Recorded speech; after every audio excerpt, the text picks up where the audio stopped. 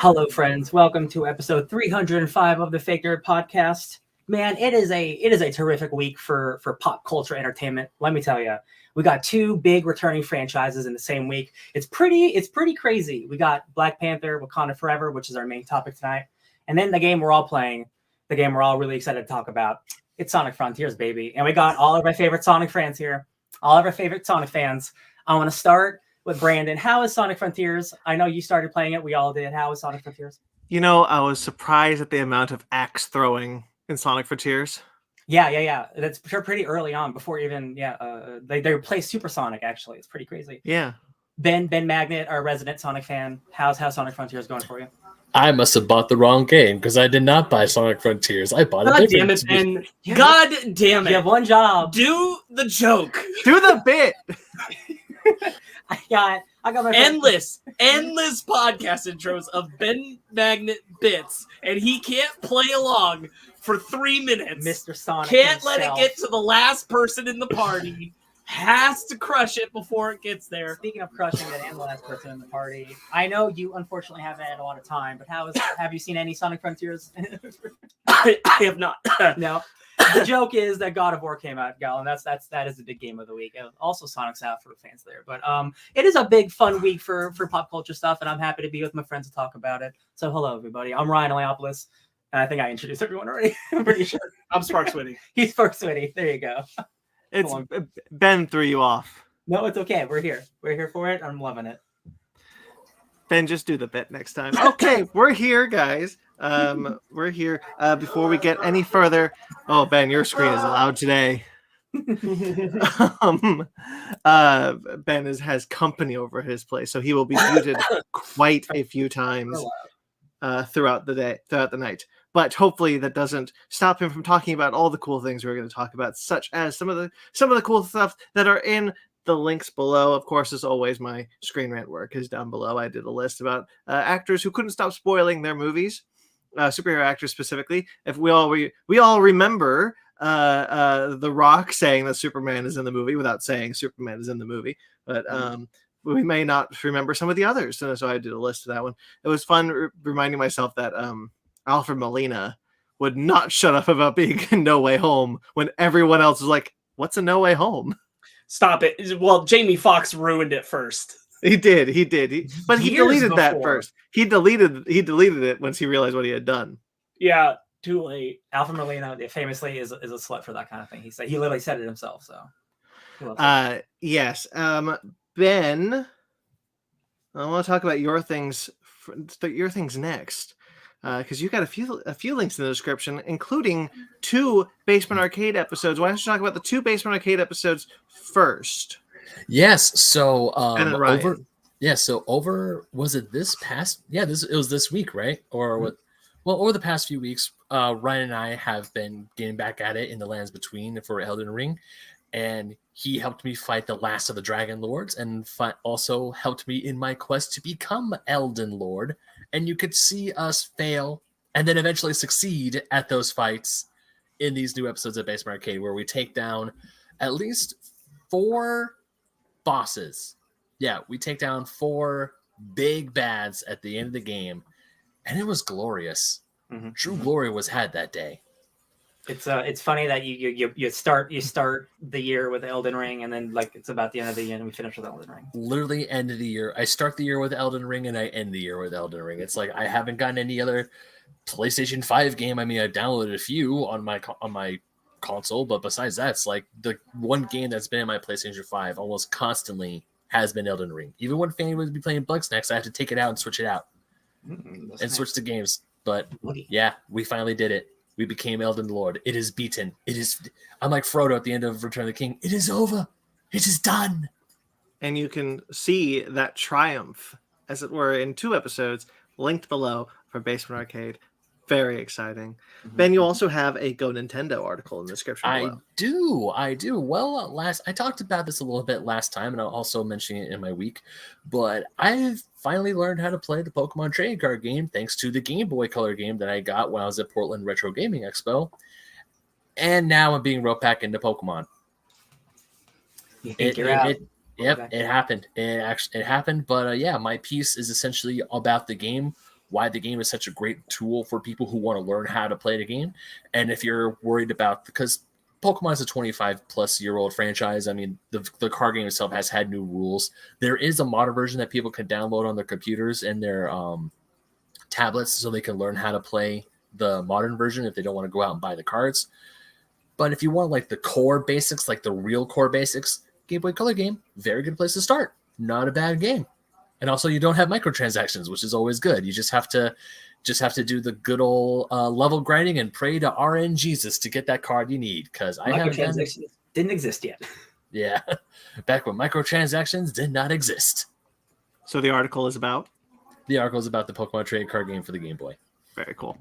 You could read all that below in the description below. And finally for Ben, your 4th episode of D&D Dark dropped this week. Yes, it did. This one is I don't want to spoil exactly what happens, but me and the party finally get out of the crypt and may or may not have fought a boss. I don't know. I'm not going to tell you.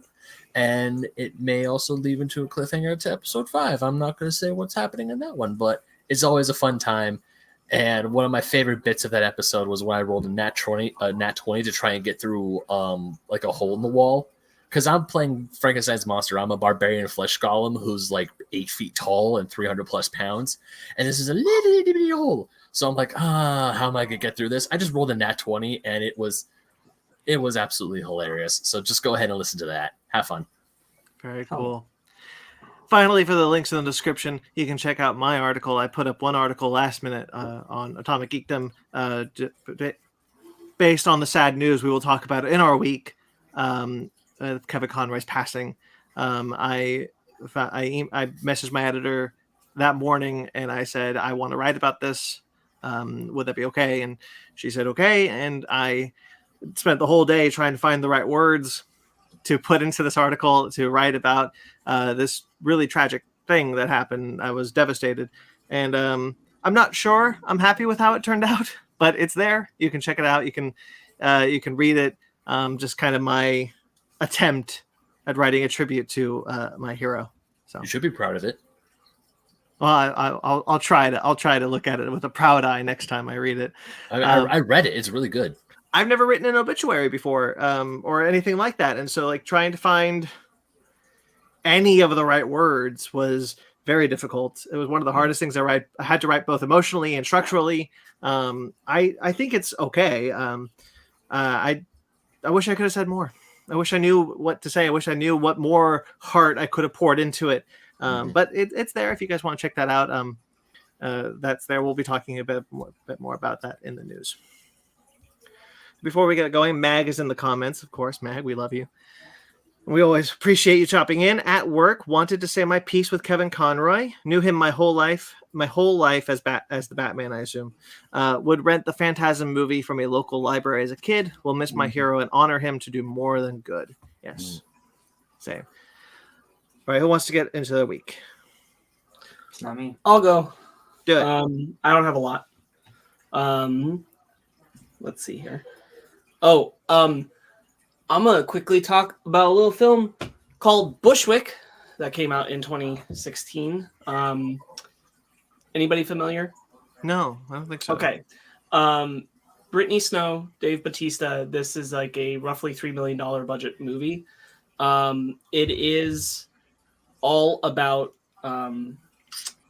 southern states deciding they are going to secede, and to do so, they send an invasion force into Bushwick in New York in order to capture the whole area and essentially hold them hostage for the Congress to ratify their secession. Mm-hmm. And they were not prepared for the amount of resistance and weapons, essentially, in Bushwick. So it turns into essentially a private war zone. I had a lot of feelings about this. The reason I saw this is because this was for the class I'm currently in, where we have the people come and talk about it. So it's a 2-person team, co-writer, co-director team. Mm-hmm. And they came to talk about, one of them came to talk about making it. And there's a lot of impressive stuff about it. I like both Brittany Snow and Dave Bautista's performances. I think they're both pretty good. This was made just like it aired at Sundance just before Trump's inauguration. Oh, sure. So to kind of contextualize it, and that it's a movie that I think had they talked about like the inspiration for it was the joke that the Texas governor made about seceding at the time, and then they wanted to make like a what if film. It probably played better back then. Now it feels less what if and too close to sincerity. But the problem with that is that it's not politically deep enough. And I do want to say some things about it just because this is a good space. And if you ever encounter Bushwick, which I'm not anti this film, I think there's a lot of cool stuff. They do the thing where most of the film, with a few exceptions, they don't try to totally convince you it's one take, but they do a lot of long takes.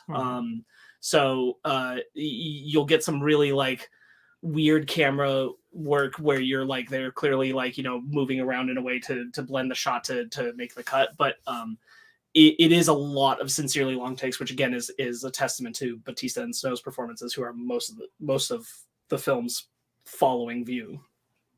But there's things that are like,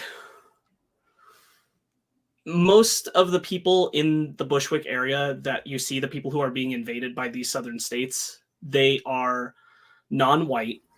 They all have weapons. They are kind of treating it like the Purge now, where essentially lawlessness exists and they can do whatever they want. So they're flipping over security vehicles and everything. They are resisting the invading forces, but they're also looting and killing people who run businesses to take shit at the same time. Like there's no unified resistance. They're just like, we can do whatever we want now.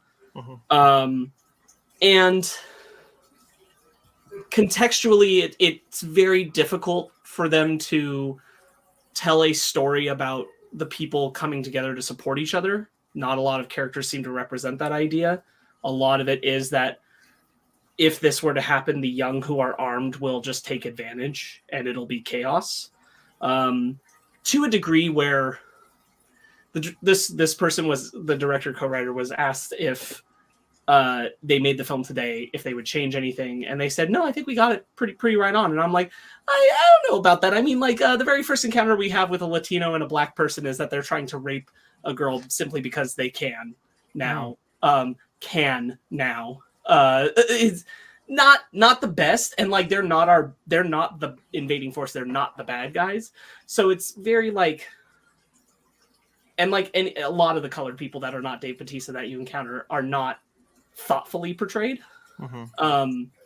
So it felt kind of weird that was the response, is there's no critical thinking about the way that race is portrayed in this film. And certainly by today's standards, like that really, really stands out, even from just a handful of years ago, that this is poorly thought out on racial representation for this film. Sure. And they had this point where, with their ending, what they were going for is to create this idea that, I'm not going to say exactly what happens, but like our heroes suffer a lot, and their intention, they said in the discussion in the class, was that the moment they pick up weapons, they've lost, because any amount of violence can't be the answer. And I was like, one, nope. Like when the southern states are invading with weapons, yeah, you can't just be like, this is fine, and not do anything.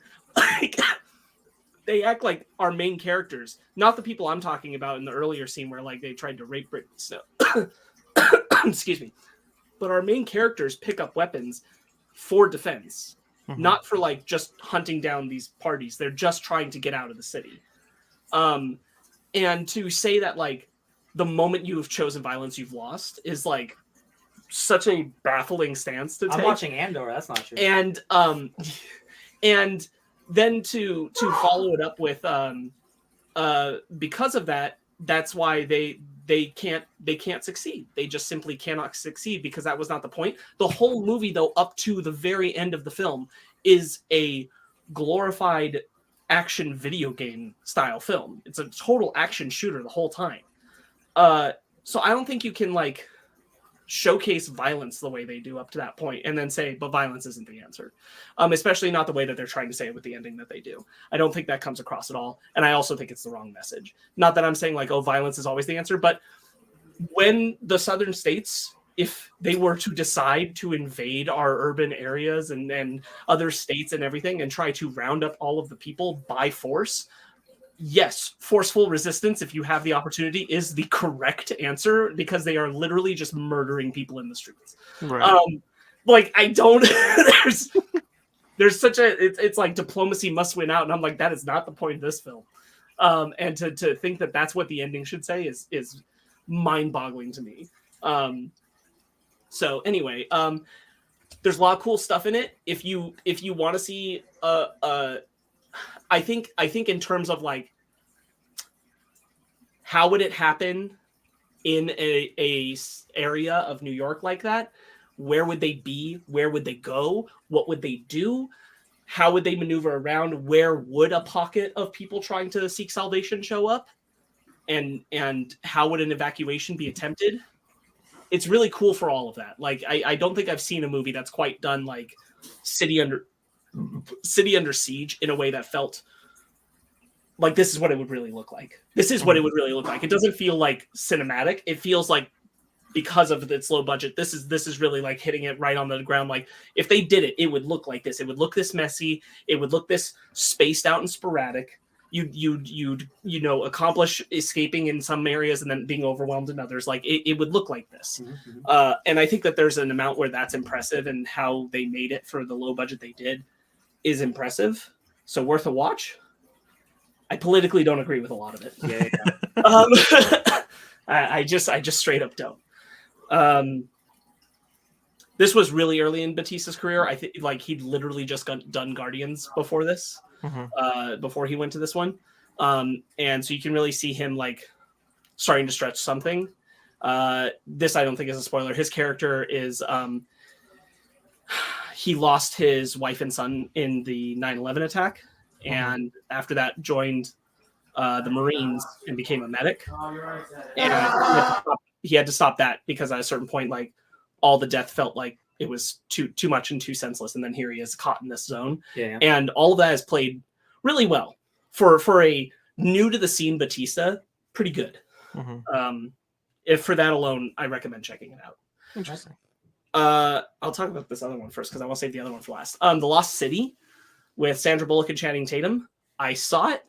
I thought it was pretty good. I think for the film that it was going for, I thought it was good.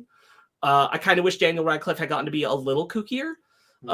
He's like right on the line of being kooky, and they pull him back to kind of standard. But he's like almost there. He's almost there. It felt that way at the beginning that he was going to be that. And then it slowly gets less and less. That's a bummer. Weird. Well, we got a weird movie if we want that, I guess. But I think Sandra Bullock and Channing Tatum play fairly well together. I think they found a fairly nice story. If you are looking to enjoy that pair in a rom-com, you could do worse. Yeah. It's well made, but there's no like incredible thing you must see. Like it's fluffy. Huh? It's fluffy. Yeah. Yeah. That's nice sometimes, sure. Yeah. Brad Pitt was exactly okay. I will say, absolutely the most unhinged post-credit scene I think I've ever seen.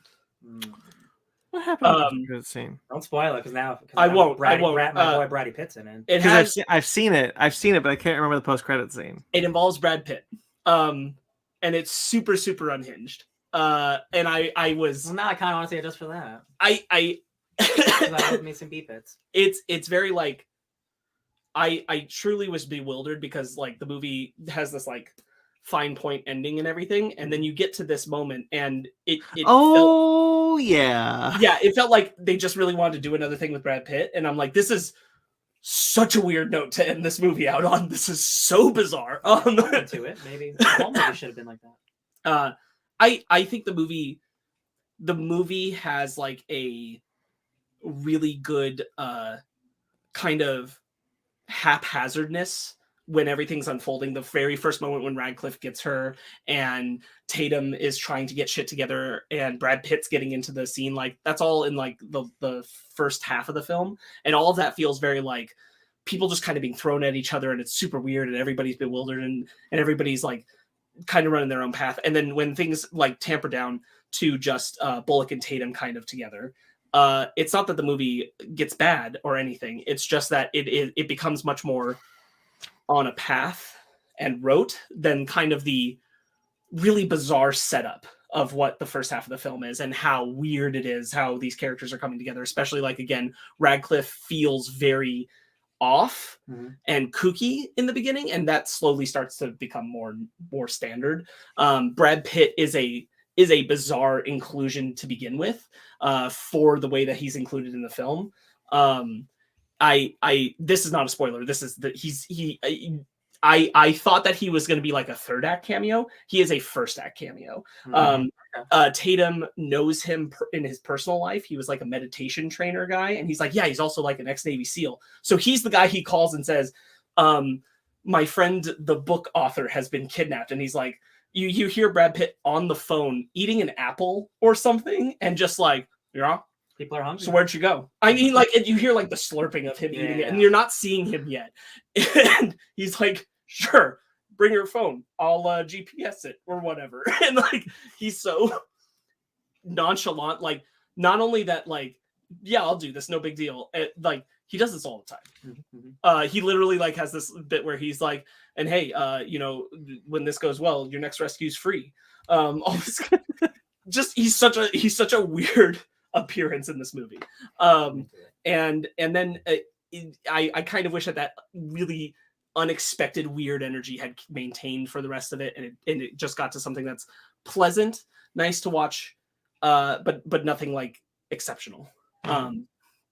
Anyway, that's plenty about The Lost City. The really important thing I want to talk about is a little movie called The Fabelmans, that I got to go to an early screening for. And I don't want to spoil, and I don't want to overhype, but holy shit. Spielberg hasn't been more in his bag. I don't even know anymore. Like, this is truly, there's films I've missed in the time between what I'm about to say. Notably West Side Story.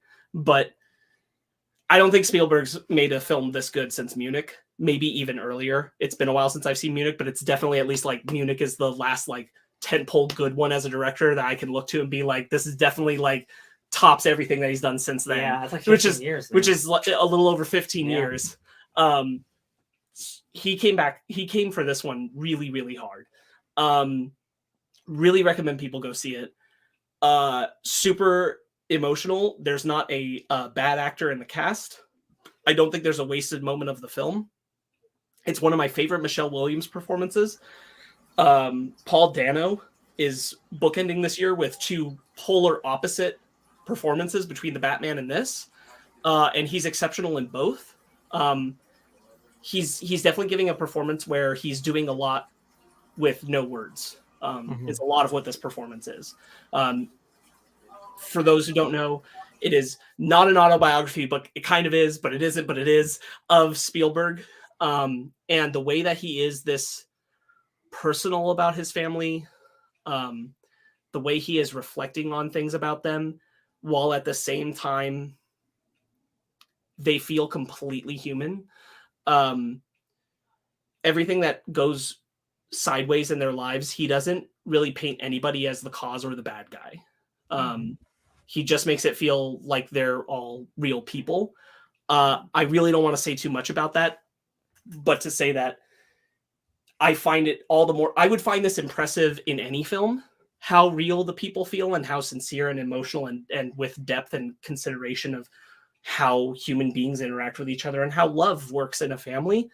I would consider it impressive for any film.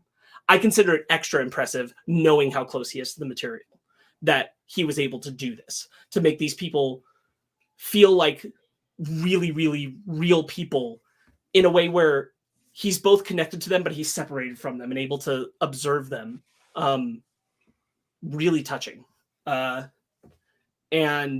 another part of it is his love for films that comes through. And it is the opening of the movie is so genius, and I'm sure it's so real of what happened to him for how he fell in love with film and how he started wanting to make movies. It's just so well encapsulated visually with what he does with it in the film. Again, incredible cast.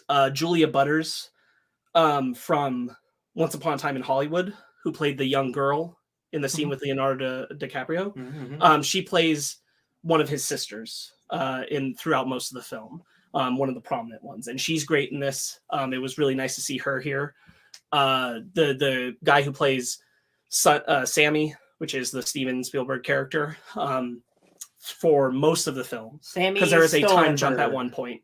Most of the film is played by him. Jamie LaBelle just runs away with it. Really, really, I haven't been this moved by a Spielberg film in so long. It felt great. He still got it. It felt great. I'm so pleased to say that The Fabelmans is well worth seeing. That makes me very excited to see it. Yeah. I mean, I was already excited to see it because, like, I love Spielberg. I've wanted him to make this movie for a while. I've talked about it when we talked about the trailer, but like hearing your recommendation is just the icing on the cake for me. Yeah, I am. This is not shitting on anybody, particularly Brandon, who is for him, Spielberg has been an idol, and for me, Spielberg is an impressive director, no doubt, definitely legendary in his own right. I don't think I've had the same idolization that a lot of people will have for Spielberg. Like I'll tell it like it is, especially in his recent career, where I'm like, I honestly was getting to the point where I'm like, I think he's lost it. Like in the sense that, not like he would only make bad movies, but I don't think he could make timeless films anymore. Right. Fabelmans is a timeless film. I promise you, it will be considered that. What do you mean, Ready Player One and the BFG are? I haven't seen the BFG, but like Ready Player One is a fantastic example where I'm like, this is it from now on, Lincoln's isn't it? pretty good. No, Lincoln was after Munich. Yeah, Lincoln. No, before Ready Player One. Oh yeah. Ready Player One is what I was saying is kind of the point where when I went and saw that, I was like, this is it now, isn't it? This is how Spielberg is from now on. There was that Robo Apocalypse movie that he was attached to for years, and he never made that movie. He's been trying to, yeah. So he did War of the Worlds in Munich in the same year, and then went to do Crystal Skull, then Adventures of Tintin. I like Adventures of Tintin. That's three great movies right there. Yeah. Well, Indiana Jones and the Crystal Skull. No, the two before it. Right, there you go. War Horse, then Lincoln, Bridge of Spies. I didn't see what Bridge of Spies actually. Yeah, I don't know. I mean, you're right. He's done some good movies. Like I like The Post. I like Adventures of Tintin. But there's nothing that's been like, oh, this is what he came on the scene with. This was Munich or Schindler's List or Jurassic Park. Truly, what I am speaking to is that there is a way of when you watch Munich, honestly, or when you watch Jaws or Jurassic Park or E.T., you are like, I am watching a Spielberg film. Right. Like you feel it completely and wholly. I saw Munich with my grandpa because I saw every movie with him. I saw Munich when I was 14. That movie is very rated R. Oh boy. I'm like, oh man, this is not Jurassic Park, Steven Spielberg. Oh no. I watched Schindler's List. I watched Schindler's List way too young. Yeah, I get it. If I were to make an analogy of it, like Steven Spielberg, I think does put a little bit of himself into his films, and sometimes he doesn't put that much of himself into his films, and he's a director where it shows. I think. Yeah. And he put a lot of himself into this one, obviously. But what the effect has is that the moment it's going, I'm like, I'm watching a Spielberg film. And it was a feeling I haven't had for a long time, and I've watched Spielberg films in that time. Like it just like shot me back. It was again timeless. It shot me back to like seeing his earlier films. I was like, oh, this is the master at work again. Hell yeah. And I really can't praise that enough. I will also say this is not a spoiler, but that there is I think a very well done amount of Jewish representation and some of the anti-Semitism that his family encountered. And I think it's really well incorporated without feeling shoved into the film, because it doesn't come up for a bit. But part of the point is that they lived in a place where that didn't happen, and then they moved, and so it's a change of their scenery that affects it. And I thought it was really well brought into the piece, and I think it's really, really tastefully done. Well, I'm excited. Yeah, then that's my week. Who wants to go next? Ben, you go. Ben, Me? go. Okay. Dan. Sure. I don't actually have a whole lot, but I must say I have been absolutely enjoying my week off work. So that was. I mean, of course, I played Elden Ring with Ryan. We beat the game together. Our videos are down there, or linked down below. I've been playing some more of the Pokemon trading card game. Really, my week has just been waiting up until I got paid on Friday so I could purchase God of War and put my reservation for Pokemon Scarlet. I have not played a lot of God of War. I must have put in like maybe 2 hours, maybe 2.5, give or take. And god damn, that game is beautiful.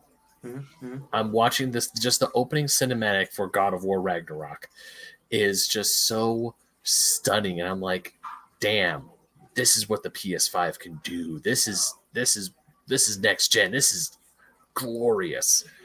And really, I just been itching to get back at it. I didn't play yesterday because I was out celebrating my mom's and my birthday, and then I had to watch Andor because I fell behind, as I do. And yeah, God of War is amazing. I don't want to talk a whole lot about it because I'm still not super far in, but just the opening scene and the first scene with the gods that we see, it felt like this is truly a sequel to a film, and I'm all for it. But it's a film I get to take a part of. I get to be the one fighting one of the main bosses, or one of the first major bosses that you fight. And it's so good. It's so good. I want to play more. I cannot wait to play more. I'll wait to talk about it, actually. Well, you're gonna go next after him because I only did one thing this week. Like the only other like nerdy thing I could say is I'm getting back into Pokemon cards. I bought myself the Elite Trainer box for the new set. It's a trainer box. It comes with like a bunch of booster packs and a thing to hold your cards in.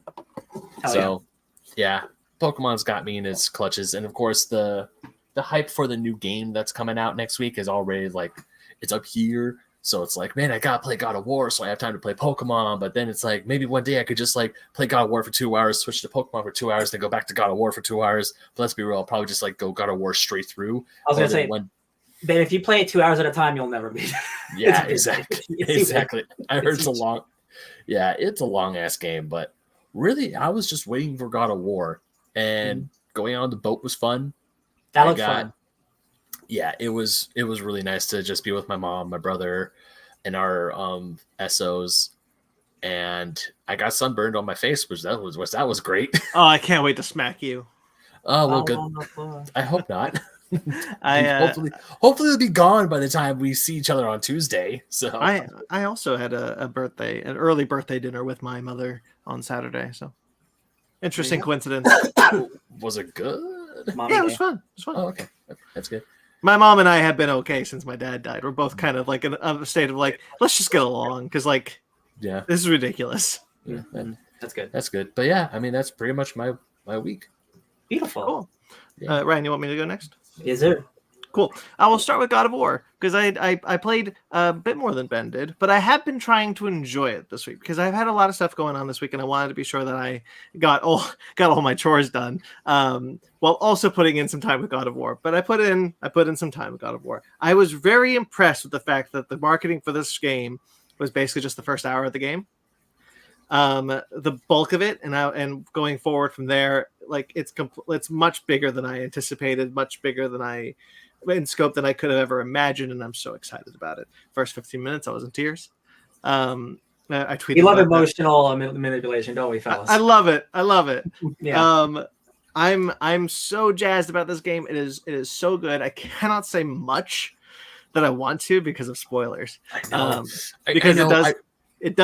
There are parts of this game where I'm just like, people need to see this. People need to see this shit for themselves. You know what? I'll say it like this. The Baldur adjacent fight that you have in the very beginning of the game was so much fun. Yeah, that's in the first. That's in the first hour of the game. That's Yeah, what I'm that's saying. not- that's not what I'm I- saying. The Baldur that- adjacent fight, because it's That's like, not what I in- meant. That's not what I Sorry. meant. There's far more that I was talking about that I didn't want to get into. But yes, you're right. That the beginning of the game is very good, as I said. I will say I had a fun day on Thursday playing God of War and going to see Black Panther: Wakanda Forever. Just Richard Schiff in both of them. Cool. Mhm. Yeah. That was fun. When you I told like me about Richard Schiff. when you told me about Richard Schiff, I'm like, who the heck is Richard Schiff? The name sounds familiar. And then I got to that part in God of War. I'm like, oh, now I know who he is. All of a sudden, you're playing God of War, and then Eddie Carr from the Lost World shows up. That's the first pull everyone goes to. That's right. Absolutely, the first Yeah. pull. I mean, why wouldn't you go to Eddie Carr?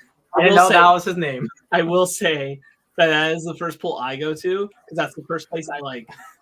You knew his name? That's the first place I knew. Did you Richard know the Schiff. character's name, though? Eddie Carr. Yeah. Yeah, I like Lost World way more than you. It's just not a character. Right? He's one of the saddest deaths because he's just trying to get the tranquilizer gun out, but it's caught on. No, the that's He gets fair. ripped in two by two T-Rexes. It's a cool death. It's a Sure. sad death. Absolutely. Yes, I remembered him when I was a kid. I had a toy of him, and that Well, was he so got like, a toy, so like and that's fair. so like when people Okay. are talking about Richard Schiff, I Yeah. will usually think of that first because it's the first time he stood out to me That's as an fair. actor. Okay, that's Yes. fair. I'll take it. Question. But of course, it's West Wing. It's West Wing. Yeah. Oh, that's right. He was in West Wing. Yes. But question on the action figure. Does the action figure split in two? No. No, he did not. No. It's a He kid's did. toy. He did, however, go inside a T-Rex. So like there was a big T-Rex. It ate the toy. Yum, You yum, could yum. get back out of the stomach. I had the same toy. Amazing. That's pretty fun. Don't you just Uh, love it when toys replay gruesome deaths? I in had your more. films? I had more toys related to the Lost World than I had of any other movie franchise. It was the right. We were that right age for those Jurassic Park toys because like we were old enough to get them and actually play with them because Mhm. the initial Jurassic Park we were a little young. But Lost World we could be like, I really want this and I can have it, and so like that really played it. I'm the same. I had the 2 trailer set and all kinds of shit. Yeah, I had the trailer set. I had the thing that they put on the bumpy head on Friar Tuck. Uh-huh. Yeah, same. Amazing. Anyway, really like God of War so far. It's a lot of fun. The gameplay is smooth as silk, as is the first one. It's basically the same gameplay. You know, they've added some stuff, obviously. It's very fun. I cannot wait to keep going with it. It's an obsession. After I read the book club this morning, after I read the book club today, I was like, I can get in an hour or two of God of War, right? So I want to say Grayson's in the chat. Hi, Grayson. He also says GOW is so amazing, been playing it since it came out. And also, he also had the giant RV set for Lost World. So I will say also, Eddie Carr also stands out to me because like every character I knew the name of it because I played nonstop when it came out the Chaos Island RTS Lost World game for the PC, and you have all the Lost World characters. They had all of them voiced by their actors, I think, except for Sarah, if I remember correctly. There's no gymnastics girl? No, Julianne Moore. Sarah, she was there. Oh. She just wasn't voiced by Julianne Moore. Oh, that. But everyone else was voiced by like Jeff Goldblum and Vince Vaughn and Richard Schiff. Gotcha. And I played that so much that I knew everybody's name in that movie because of that game. because I got to West Wing late. If you guys recall, when we went into lockdown, I started watching West Wing for the first time. I really like West Wing. I adore it. But as soon as I saw him in that show, I was like, oh, Eddie Carr is in this. This is a very specific Venn diagram of people who would know Eddie Carr's name. Richard Schiff was my Bradley Whitford before I met Bradley Whitford. Yes. Yeah, that's interesting. That's a really good way of putting that. That's funny. I'm really happy with that game. I can't wait to talk more about it, but I want to get further in, and obviously I want more of us to play it to do so. I mean, depending on what time we end tonight, I might be playing it into the wee hours of the morning. I don't care what time we're in tonight. I'm putting that game in the console. All right. I wish I lived your guys' life right now. Yeah. Sparks, you got me into Godzilla Battle Lines. Is that the game called? That's true. I didn't talk about that at all, but you're correct. Yeah, you got me into that game. You texted me, he's like, hey, I think you'd like this game. And I put it off for a few days, and then I downloaded it and played it. And there's Ava Unit 1 fighting Godzilla. I was like, oh, okay. That's why. Yeah, okay. So, like, I will touch on it because, like, my life partially like related to the God of War thing. Like I'm not touching God of War right now because I have too much that I have to do for school. And I don't want to do it because like I know I'll just be sad that I can't do it because I'll have to constantly be pulling myself back. So I'm like, I'd rather not open Pandora's box until I'm ready to actually dive into the box. Yes. So instead I tried to compensate my time with like feeling like I couldn't do anything with any of my free time in between school and work with mobile games. And those mobile games are Marvel Snap and Godzilla Battle Line. So I'm playing both of those a lot. And they're both scratching different itches, which is wonderful. Don't you kill Pandora in one of the God of War games? Mm-hmm. Yeah, it's a fun analogy. I really like Godzilla Battle Lines. I'm really glad you turned me onto it. I haven't really played a mobile game that's not some stupid put some balls in a crate thing, for a while. So I haven't played one of these. And I'm obsessed with. I just got a notification that one of my expeditions is done. So I'm like, oh, I wonder what monsters I got. So I'm after we're done, because you do these expeditions, you fight these battles, and then if you win, you get these expeditions, and you can get expeditions other ways. And then those expeditions like give you more monsters, like Mechagodzilla. I just got Gigan. Ava Unit 1 is the big one that you're allowed to get this season because they're doing a collab for Shin Japan Heroes. Ultraman was, I think, the last one because I've faced a few Ultramans, and he's very annoying. I just got Kiru. Kiru's fun.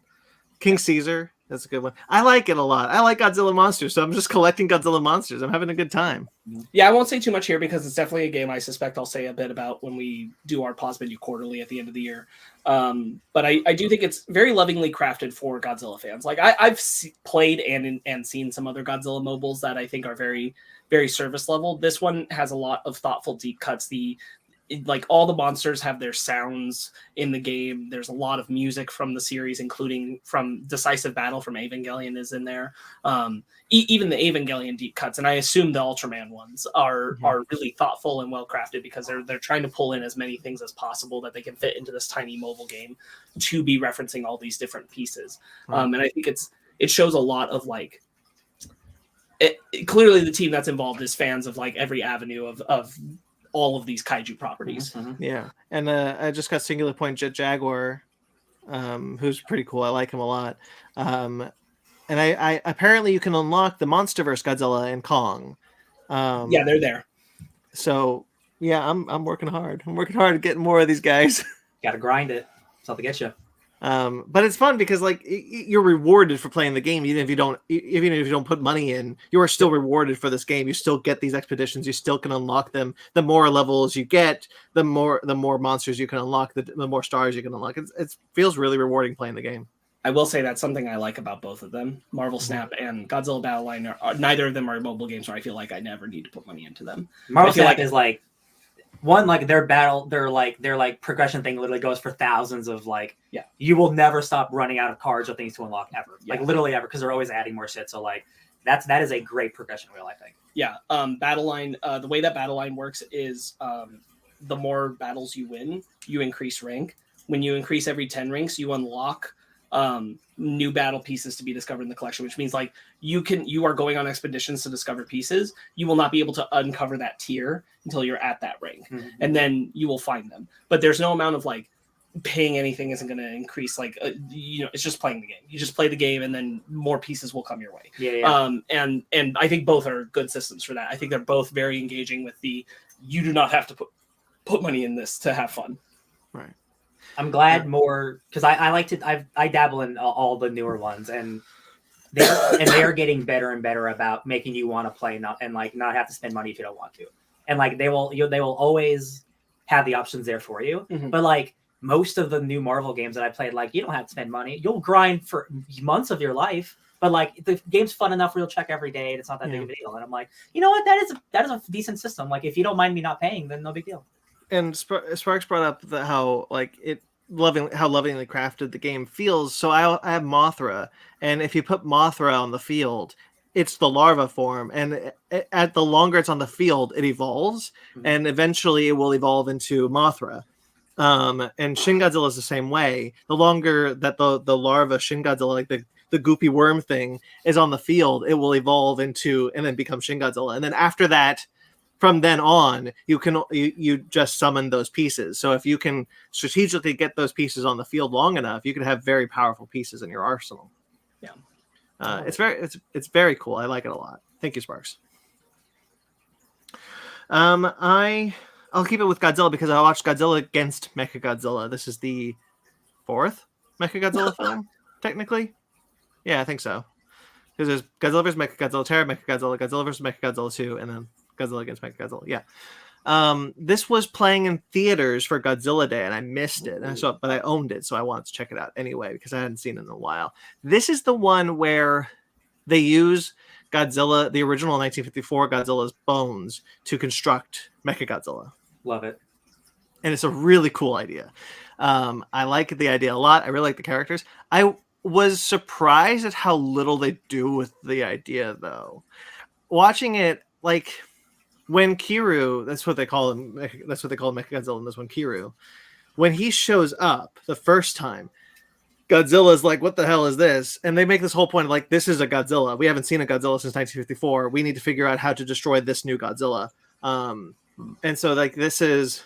So Godzilla roars, and then the DNA inside Kiryu awakens, and he becomes Godzilla again until the 2-hour time limit is up. He just the Mechagodzilla just goes on a rampage, and that's a really cool idea. And then they're like, "I figured out how we can fix it." They fix it. Then the next time the next time they do it, he's fine. He's no longer got the trigger in him, and he's just Mechagodzilla, and it just becomes a Godzilla versus Mechagodzilla film. I like that scene. I think that battle is a really cool battle because they do this thing they unlock his potential and becomes like a Power Ranger villain all of a sudden, and it's a lot of fun. But it was weird to me watching it for the first time in many years how little the DNA of the original Godzilla played into the plot of that movie. I thought it was a much bigger aspect of the plot going back into it. It's still a good movie, though. I liked it quite a bit. Famously, it's actually a plot from the 2000 animated series that we made, where we built Cyber Godzilla out of the corpse of the original of the 1998 Godzilla. Also a good idea. A good idea. I like that. I like that episode a lot. Cool. I watched that. I also did Director by Night, which is the Michael Giacchino documentary. I also watched that.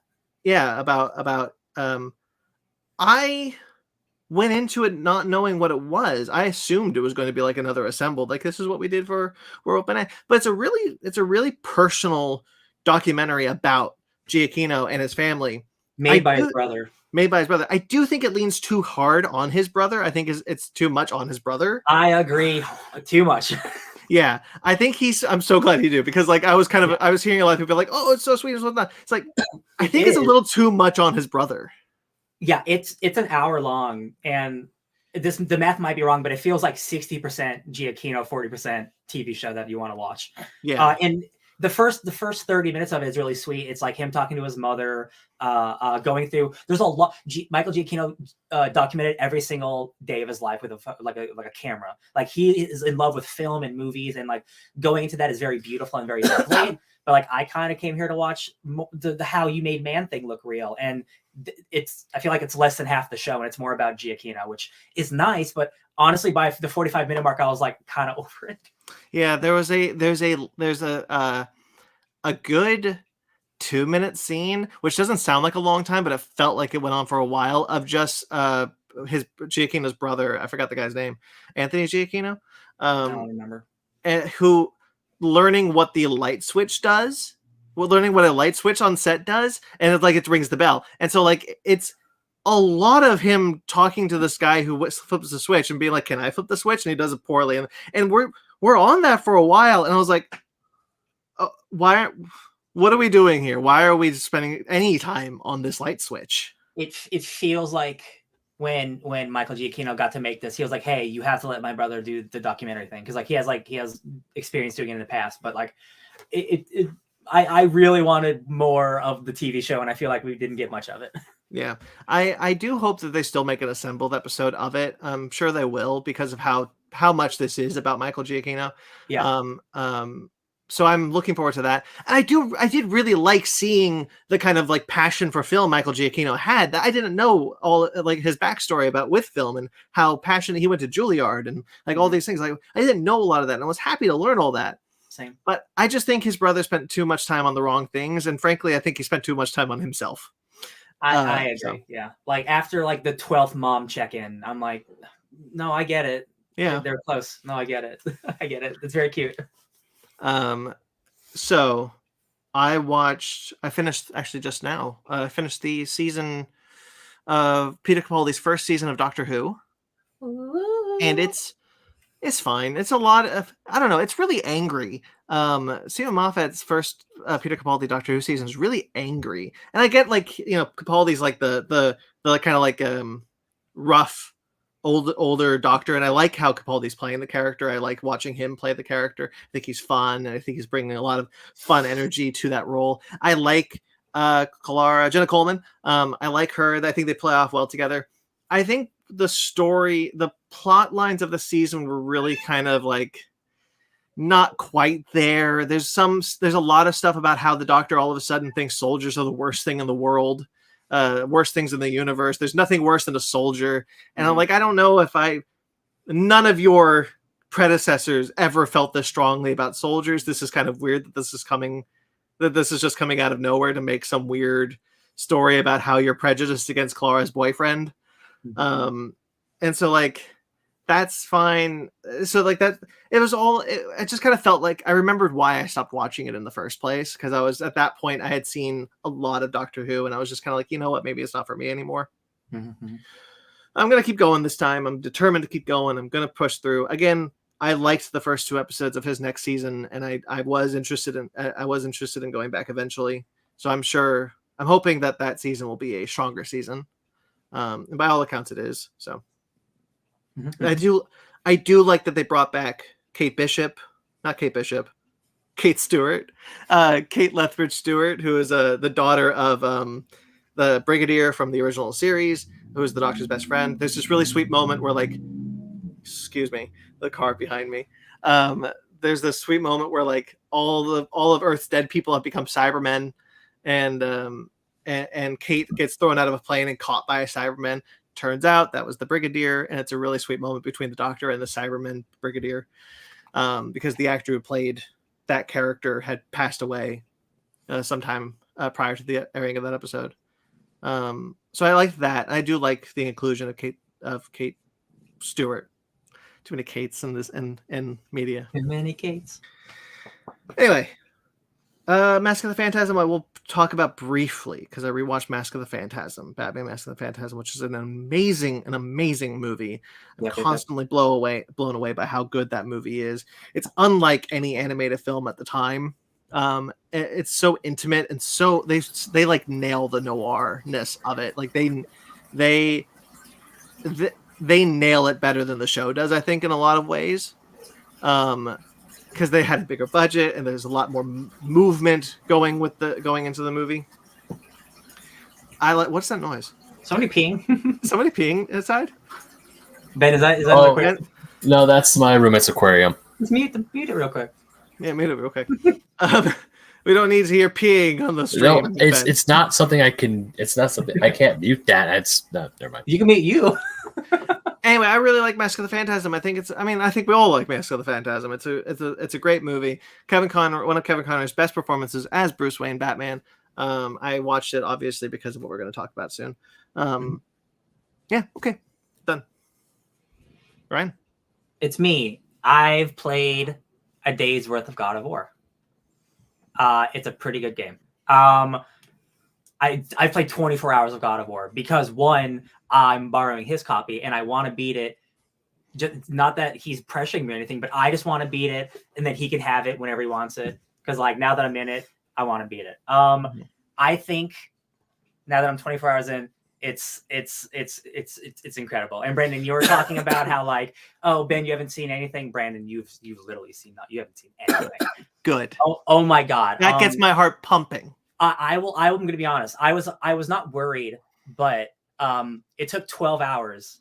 I think it is double the length of the first game. you are traversing a lot of the same places but altered. It is not the PS5 sequel I would have hoped for, but now that my expectations are lowered, not that it's bad in any way, I promise you, but like now that I know it, they've said it themselves, this is a PS4 game that looks like a PS5 game for us.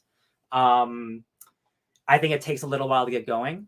I think it doesn't need to take 12 hours to get to, because again, this is not a trilogy of games. This is the only time that we're getting this North story, right? So the fact that it takes us a little long to get to where we're going, to me, I felt a little bit of pacing problems. And I know I'm not the only person on the internet who feels that, and I'm glad, because like, it's not like anything I'm doing is bad. I'm having a great time playing it, but you're taking quite a long time to get to the end of this, to like, you're taking your time and using the time in places I don't think you should have wasted it on either specific characters because where their arcs end up, or side quests, which I feel are more important, and certain characters I feel get left to the wayside instead of being brought into the real quest.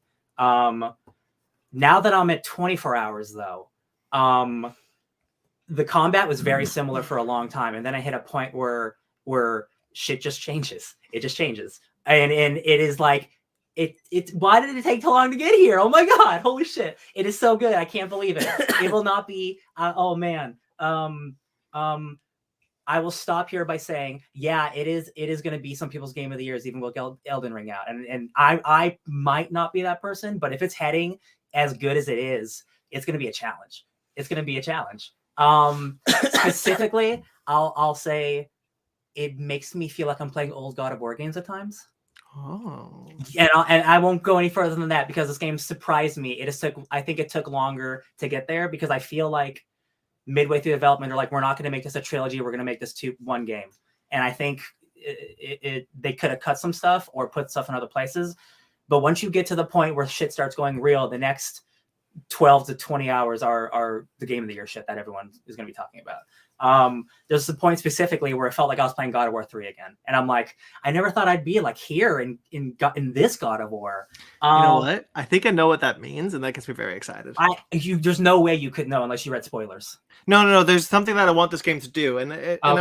I'm going to assume that's what you're saying, and if I'm wrong, I'll be happy. And if I'm right, I'll be happy. I didn't know where this game was going to go, and the thing that most surprised me is because like they can do spectacle beautifully and all this stuff. It's the combat that I was most curious about.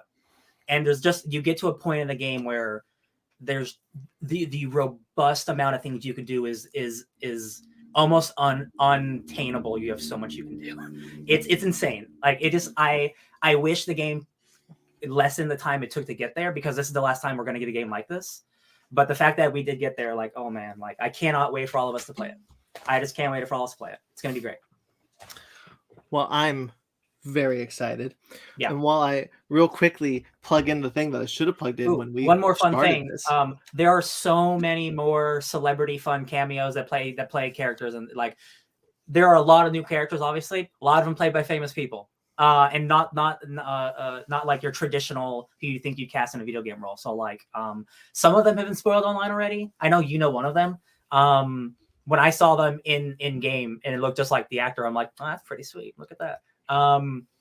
Really, really, really surprised and happy that this game I thought was not going to come out this year is not only out this year, and like really good, really good. You know, in hindsight, I was thinking about this, like the fact that we didn't hear we got like the first trailer. I think we got like a teaser that this was coming years ago. Yeah. And then we didn't get anything until like until like a few months ago. And I think that led us all to believe that we weren't getting this game this year. But in hindsight, I kind of appreciate the marketing for this game, because it was silent until they knew that the game was coming this year, and then they started marketing it and being like, no, it's coming this year. We haven't said anything because we were waiting to know for sure. Yeah. And again, I cannot wait to have our basement arcade discussion with all of us around it, talking about it. I've played enough of it to be like, this, it is just an unfortunate factor of like, there are over 100 million PS4s out there. So like they can't cater to the PS5 market completely. They can't pull a Cyberpunk, right? Like they don't want to make a game that half your audience can't play, right? I understand that, specifically with how big God of War is. There are some technical things that are just incredibly apparent, especially being on the PS5, that like we have to cater to the people below you. And I obviously don't mean that like derogatorily, but like you're catering to a lower system that's less powerful. you guys have to suffer for it. Unfortunately, everything's going to look so much better, but like, I know there are so many fake loading screens that do not need to be in this game. The amount of fake loading screens in this game that I know that do not need to be there are incredibly apparent 24 hours into the game. But that is the least, honestly, of my problems with how fun the game is. And Right. I'll stop it there. All right. Shall we do our bread and butter then? Yum, yum, yum, yum, yum, yum.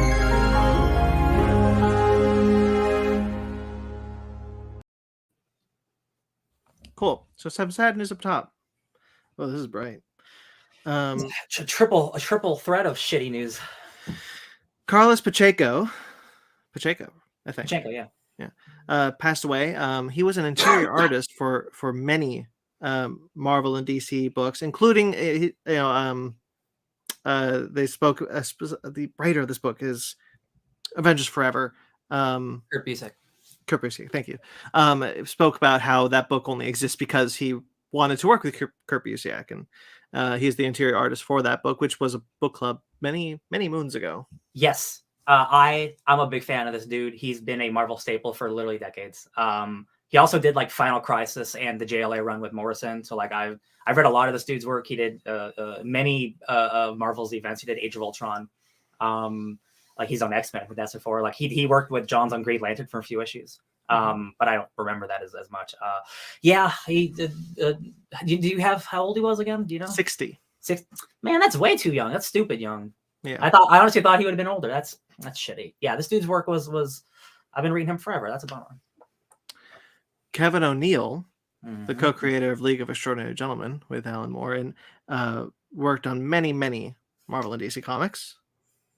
69, passed away. Yeah. Another I mostly know him from League of Extraordinary Gentlemen with my boy Alan Moore, but like another 69 is a nice but sad age to go by. Yep. And then the one that broke my heart, no offense to the other two, Kevin Conroy passed away at the age of 66 thanks to cancer. Yeah. Batman himself. This hurt a lot. I didn't want to believe it, to be perfectly honest. Yeah, I had a moment where I was I woke up in the morning of this morning and the smaller Twitter news outlets were reporting that this had happened, and I didn't believe it because I was like, well, this isn't official channels.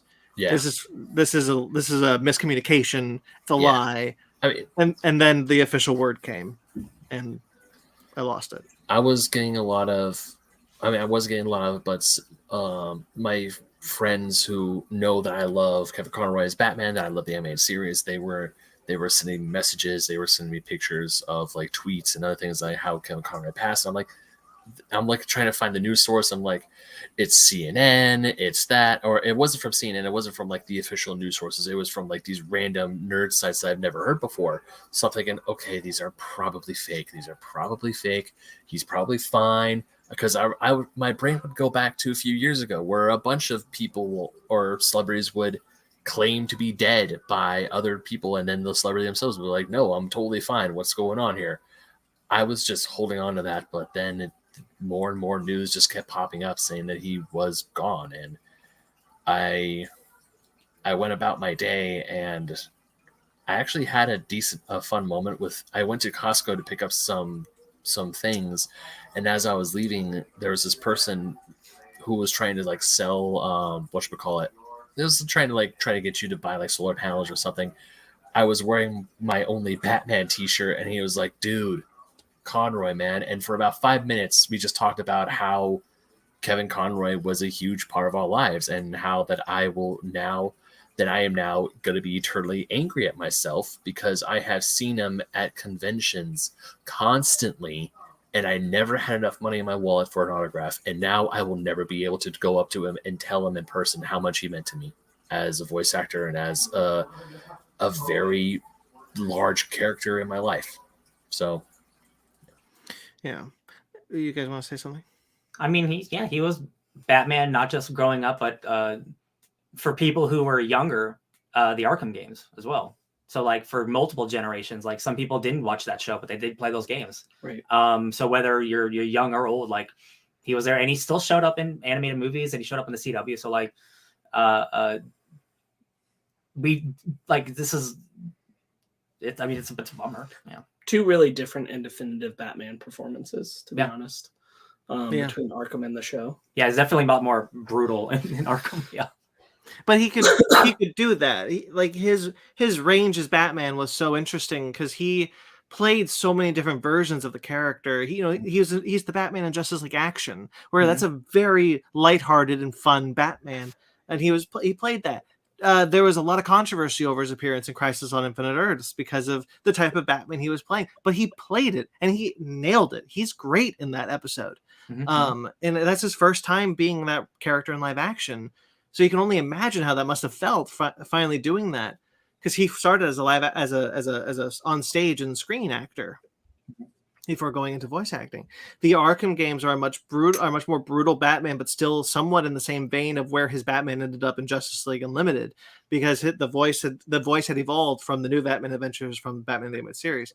Batman the Animated Series, he did this thing where when he's always talking to Alfred or someone, and he's in the Batcave or he's in the manor with no one around, he's talking in his Batman voice. And then when people are around, he's talking in his Bruce Wayne voice, and he had differentiated the two. He was one of the first to differentiate the two. Michael Keaton had done it a bit, but like no one had done it. No one had made it iconic until Kevin Conroy.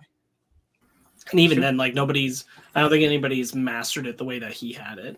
No, I don't think so either. No. Because like he was the one who differentiated it, but he was he differentiated it in a way that felt better, I think, than just like most of the ones that have come after, which it's a hard thing to do. I'm not saying it's easy. Yeah.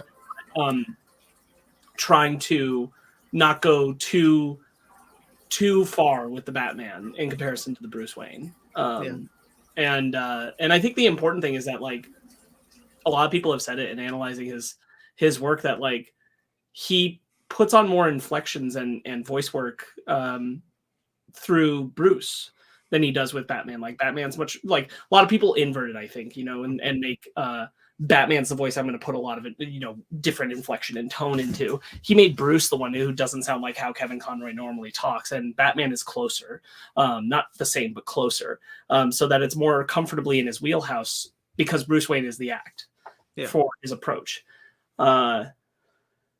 He's Batman. He'll always be Batman. It's very sad that he's no longer with us. His Batman will literally live forever. Yeah. It's in so much media. It will always be with us. I don't know that any voice performance of a comic book character will ever cap his Batman. Yeah. He truly defined it. So that in itself is very impressive. I was posting a bit about this, but I did get a chance to meet him in 2016, and Sparks gifted me a cameo from him. I treasured that then, and now I treasure it even more now.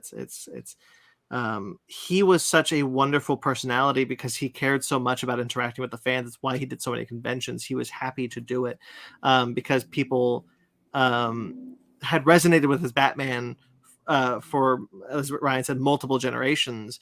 And he was such a kind person, and he seemed so genuine when you would meet him at conventions. A lot of people didn't know that. We've talked a bit about this before, but a lot of people didn't know that he was gay. His DC Pride 2022 issue was the first place a lot of people found out he was. I highly recommend reading that. It's very good. And I read that recently again. And he was so private with his personal life. So learning that he died was kind of one of those things like, oh, surely I would have heard that he was sick, because he's Batman. Like you would hear, I heard when Adam West was sick. I heard when Stan Lee was sick. Like I knew these people weren't long for this world, but this was so sudden because he had been diagnosed with cancer, and he was very private. He didn't tell anybody. He didn't tell the public about his illness. And to the point that like people didn't know he was married until DC put out his obituary. And so like it was such a hard thing to accept, and in a way it still is. Like I don't know if this is the the celebrity death that has hit me the hardest, but it's damn close. Yeah. He was my Batman. I ate up everything he did as that role. I love him dearly. He's so nice. I was legitimately in tears trying to write what I did for Atomic Geekdom, trying to process that it happened. Like it was heart-wrenching. It was heartbreaking, frankly. Yeah, this is a tough one. Yeah. I want to, if I may, I want to bring up Grayson's chat because Grayson has a great little story.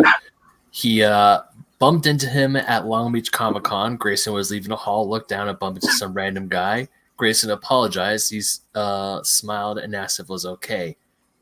And Grayson froze when he looked up to see who the person was, and it was none other than Kevin Conroy. Yeah.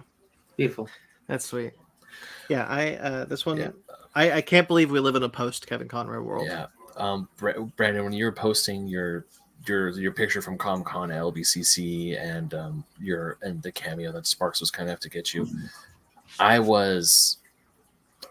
it hurt because if I might have been the one who have taken that picture with you and Conroy, but still, it's like he was right there. And also because this is so sudden, because 66, that's young nowadays. That is a young age to go. And now we're in a somewhat like conventions are happening now, and conventions or people are more comfortable with going to conventions now. I was just so ready to think it's like, oh, I'll see Kevin Conroy at another convention. He's probably gonna be at WonderCon. He's probably gonna be at LA Comic Con. I'll see him. And now that I'm gonna go to the next convention and realize he's not there, I'm like, this sucks. This truly, utterly sucks because he seemed like the nicest human being alive, and I did not get to tell him that myself. He was supposedly cast in Batman Caped Crusader, the new animated show coming from Bruce Timm and Matt Reeves, as Thomas Wayne. I'm kind of sad we might not see that. Who knows who was recorded for that show. So his final performance as Batman is actually a Crisis on Infinite Earths. It's wild to think about. Yeah. I'm so glad he got to do that, though. Yeah, me too. Like, his status in the Batman legacy will always be cemented as this kind of bridge between the Adam West to like the Dark Knight Batman. Mm-hmm. He kind of made that transition for Batman exist in a lot of the culture and a lot of the media. And I don't know that anybody could have done it better than he did it.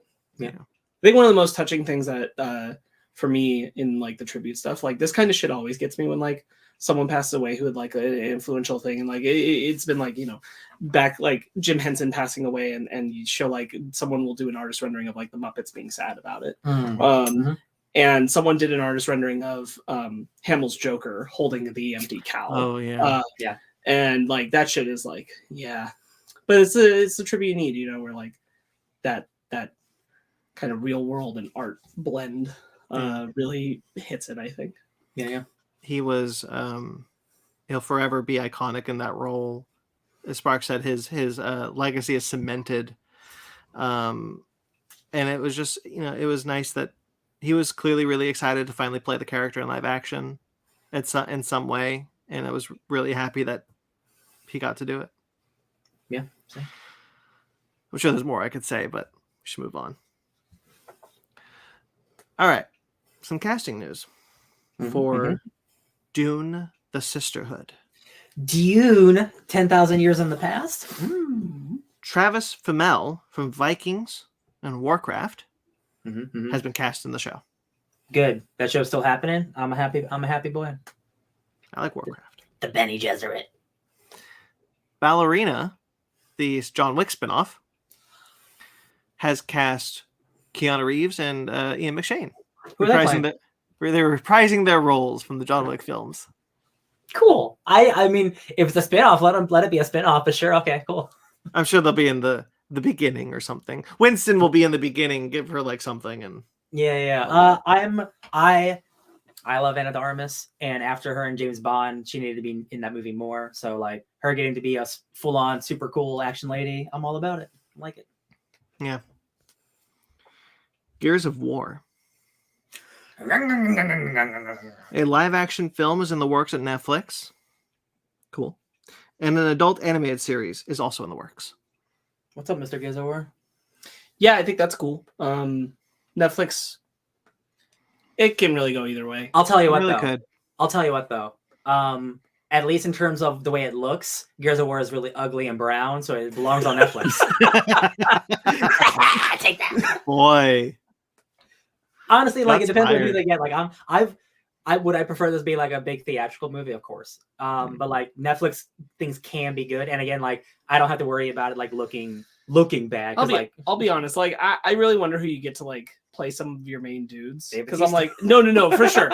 But like, they can't all be Dave Bautista. I Like, don't know, man. You gotta Netflix get some big boys. Chris to fill out Sabat. those suits. Chris Sabat is in that game, isn't he? In I remember one- playing the first one and hearing Piccolo. He's in one of them. maybe definitely not like He's your not one core- of the main He's not guys. your core four of No. Baird and Coltrane. No, I think he's like someone else who's talking to you in one of them. Yeah, man, they can get. I think those characters are not high profile enough. They can get anybody. No, it's not about that. It's Yeah. about like you actors who look like that. Like, I'm trying to think Honestly, of just get Zack Snyder and Dave Bautista, and then anyone can work with all of them. There you go. What about you get all of the wrestling actors? Just all of You kind of have to. Like, if you really Yeah. want to make these men into real live action, like they all look like Batista or Cena, or It is they're all true. they're all that big bulk And that man. armor makes it even bulkier. Until you get to like the spin-off in 5, where you get like a couple of guys who can wear the suit and actually be like slightly toned And down then dudes who 5 look more well, like Brad Pitt. 4 and 5 has like you can play as like girls too. So Yes. so it's like everyone kind of slims down a little bit. Yeah. It's like a redesign. Yeah. Well, because I they would- realized with the first 3 that like it was it was a little much. Marcus! I would watch a movie that had Cena, Johnson, and Batista. Yeah, Sure, the I would too. Expendables, but in Gears of War, hell yeah, I'll do it. There's no way Johnson See, would be in the it. thing No. about Gears of War is like I really like that franchise, and like the stories are great. I don't think they're necessarily high art, if I'm being honest. So like, I No, think, they're not. So That's like, why I think it would be a more great fun. action movie. Yeah, I think it would. I think Brandon's right. Like, the ideal Gears of War cast is like Big all, the hunks. 4 of the guys played by Batista, Johnson, Cena, and someone else, someone else, the comedic one who's funny in the wrestling. I some don't other know. bulky guy. Yeah. And like but that's the gag, is like we got these guys together. They're doing the most masculine shit. They're chainsawing yeah. through people. Oh, it's gonna be juicy. Love it. All right. Whatever. I'm more excited than not, to be honest. I'm more excited Spider- about the animated show. Spider-Man Across the Spider-Verse has cast 2 new additions. Daniel Kaluuya will play Spider-Punk, Hell yeah. and Issa Rae will play Spider-Woman. Whoop, whoop, whoop. This is the first time people are finding out that Spider-Punk is black for a lot of people. There's a whole comic about it. You should read it. It's really cool. It's Hobby Robinson. It's cool. Good stuff. I like Daniel Kaluuya especially a lot. I'm really excited that he gets this role. I like both of them. I'm happy for both. That's awesome. That like time keeps on moving, and like man, that delay was a long time, but it's getting closer and closer. So like One more year. one more year, a whole year. Don't say that. Wasn't it March? No, it's Yeah, in it's May. It's like it's like half a year. It's half a year away now. Yeah. I hope so. I could be wrong. It might be November. Look it up though. Don't do it. All right. Disney news. Indiana Jones. Lucasfilm is apparently meeting with various writers to possibly develop an Indiana Jones series for Disney Plus. Okay. That I'm okay with that. You want to get the guy who from Everything Everywhere All at Once, I can never pronounce his name. You want to get him to do a series? I'm excited for that. You want to do like a young Indiana Jones series again? Yeah, sure. Oh, I see what you're saying. Sorry, Ki Hoi Kwan. Yes. Short round. Yes. You wanted to get him for a show? Yes, I'm into that. You want to do Young Indiana Jones again, just less edutainment? Yeah, I'm into that. But apparently the show is looking to develop to be based around Abner Ravenwood, Indiana Jones's mentor, and father to Marion. To Marion. Yeah. I don't know if I want that. Yeah. But here's the thing: we live in an Andor world, so like I was gonna say we can't say this when Andor is the best show of the It year. honestly depends on who's making it. That- At this point, it depends on who's making it because That's Fair.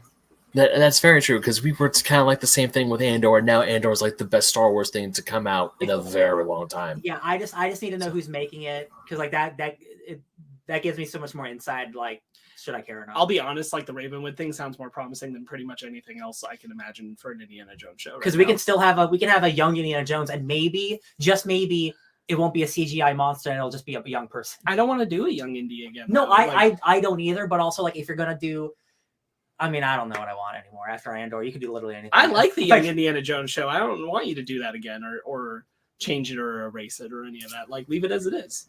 Is the young Indiana Jones show on Disney Plus or no? No, it's not. So it was on Paramount.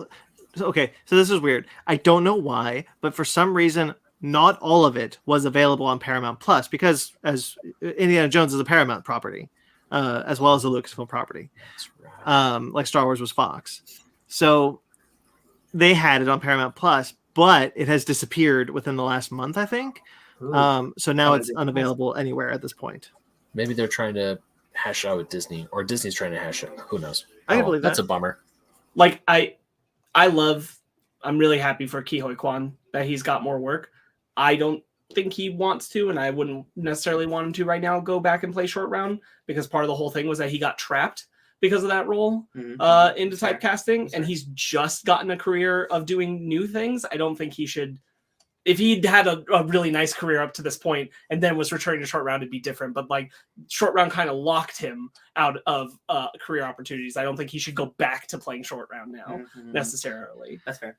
That's fair. I just think that, like, look, I understand what you guys. I understand exactly what you guys are saying about anything can be good, but the thing is, like, Andor was 1 in a million. We haven't gotten an Andor prior, and who knows when the next time we're going to get since we're going to get till the next Andor. So like, doing a series on Abner Ravenwood, which is a character who has never been seen in the Indiana Jones. At least if you want to make the Andor comparison, Diego Luna had a movie. Like, Abner has never been seen in that in the movies. Or even in Young Indiana Jones, I believe, although I haven't seen all those episodes. I think so. But Marion is a big part, so I kind of understand that. But there were like rumors that he was going to be played by Spielberg in Kingdom of the Crystal Skull. I don't think those were true, but that was a prominent rumor for a while. But like, I just don't know if that's the direction if that's the most interesting direction to take Indiana Jones, because I do think that, like, there's space between Kingdom of the Crystal Skull and the Last Crusade, where you don't need Indy to tell stories, but you have some room there to do some interesting pulp noir concepts with a different character, even if you don't want it to be. I'm sorry, I can't. No, because it had to be before Kingdom of the Crystal Skull. Oh, before Kingdom of the Crystal Skull. This is what I'm talking about. Like, there's room between those two movies, Last Crusade and Kingdom of the Crystal Skull. There's plenty of room there. And you could do something. I'm not saying do an Indiana Jones show with Indiana Jones. I'm just saying, like, you could do. But then with who? I just don't know if we need to Star Wars-ify where we fill in all the gaps with Indiana Jones as well. But I'm not saying it's a gap. It's filling in a gap, because I'm not saying Indiana Jones is in it. If Indiana Jones was in it, then that would be filling in a gap. My only reason for saying this is because I think the closer you get to the present day for Indiana Jones, the less interesting he gets as a character. So we're going even more backwards in time, so that's even better. I'm just not sure Abner Ravenwood is the way that you should go. That's fair. I just don't have enough information to even just to say that if he's interesting or not. I'll say I see the logic. If the logic is that, Indy learned a lot of what he does from him, then watching him do that stuff before Indy did it is having your new Indy in the old version of Indy, essentially, and telling stories you haven't told before. You're able, because we've never seen him before, you have a clean slate. You can totally explore this character if you want to, and it's enriching a history behind Indy, even if it's not direct. It makes perfect sense to me why they would want to. And Mariam's there, I guess, if they want. Yeah, I don't know. I think there are interesting ways to go with an Indiana Jones TV show. I've wanted them to do it. I just don't think this is the interesting way. Now, I could be wrong. If I'm being honest, like, I'm very much of the mind personally where, like, I'm holding out hope for the Mangold film, but I would have preferred that there were 3 Indiana Jones films and then nothing. Personally, I preferred Indy just left alone. But we'll see. What if he plays a okay? Richard Schiff. We'll see. My thought would be that it's a funny joke, but my thought would be that he would probably be younger. Like we're talking like going further back in time, a different time period. Oh yeah, that's what he's like you know in the indie vicinity range of most of the films, and we're seeing him do those kinds of early archaeological experiences even earlier back in time, so it's even more of a period piece further back, that kind of thing, and I'm super okay with that. Yeah, there's a world where I could be, but I'm going into this a little more skeptical than I would have if you had done it. If you had said it was, and now to be fair, this is rumor. Things can change. This show isn't even technically happening at this point, so all of this could change. Hey, I'm skeptical of everything Indiana Jones post The Last Crusade, so that's true. Like I don't trust anything to be good. James Mangold in terms of Indiana Jones, so we'll see. I do want to say I do like young Indiana Jones. I just think there's also a way you could tell a young Indiana Jones story without the edutainment aspects of it. But there's nothing wrong with that show. I like that show quite a bit. I've pretty much come entirely around to like, if Harrison Ford's not playing him, I don't want to see Indiana Jones on screen anymore. That's fair. Pretty much at that point. Yeah. So even young, I'm done. Don't do it. Do different stuff. Or don't do it at all. Yeah. Too bad River Phoenix died, because that would have been a very different show if he didn't. Sure. Agatha Coven of Chaos. More news. Eric Andre and Sashir Zamata have been cast.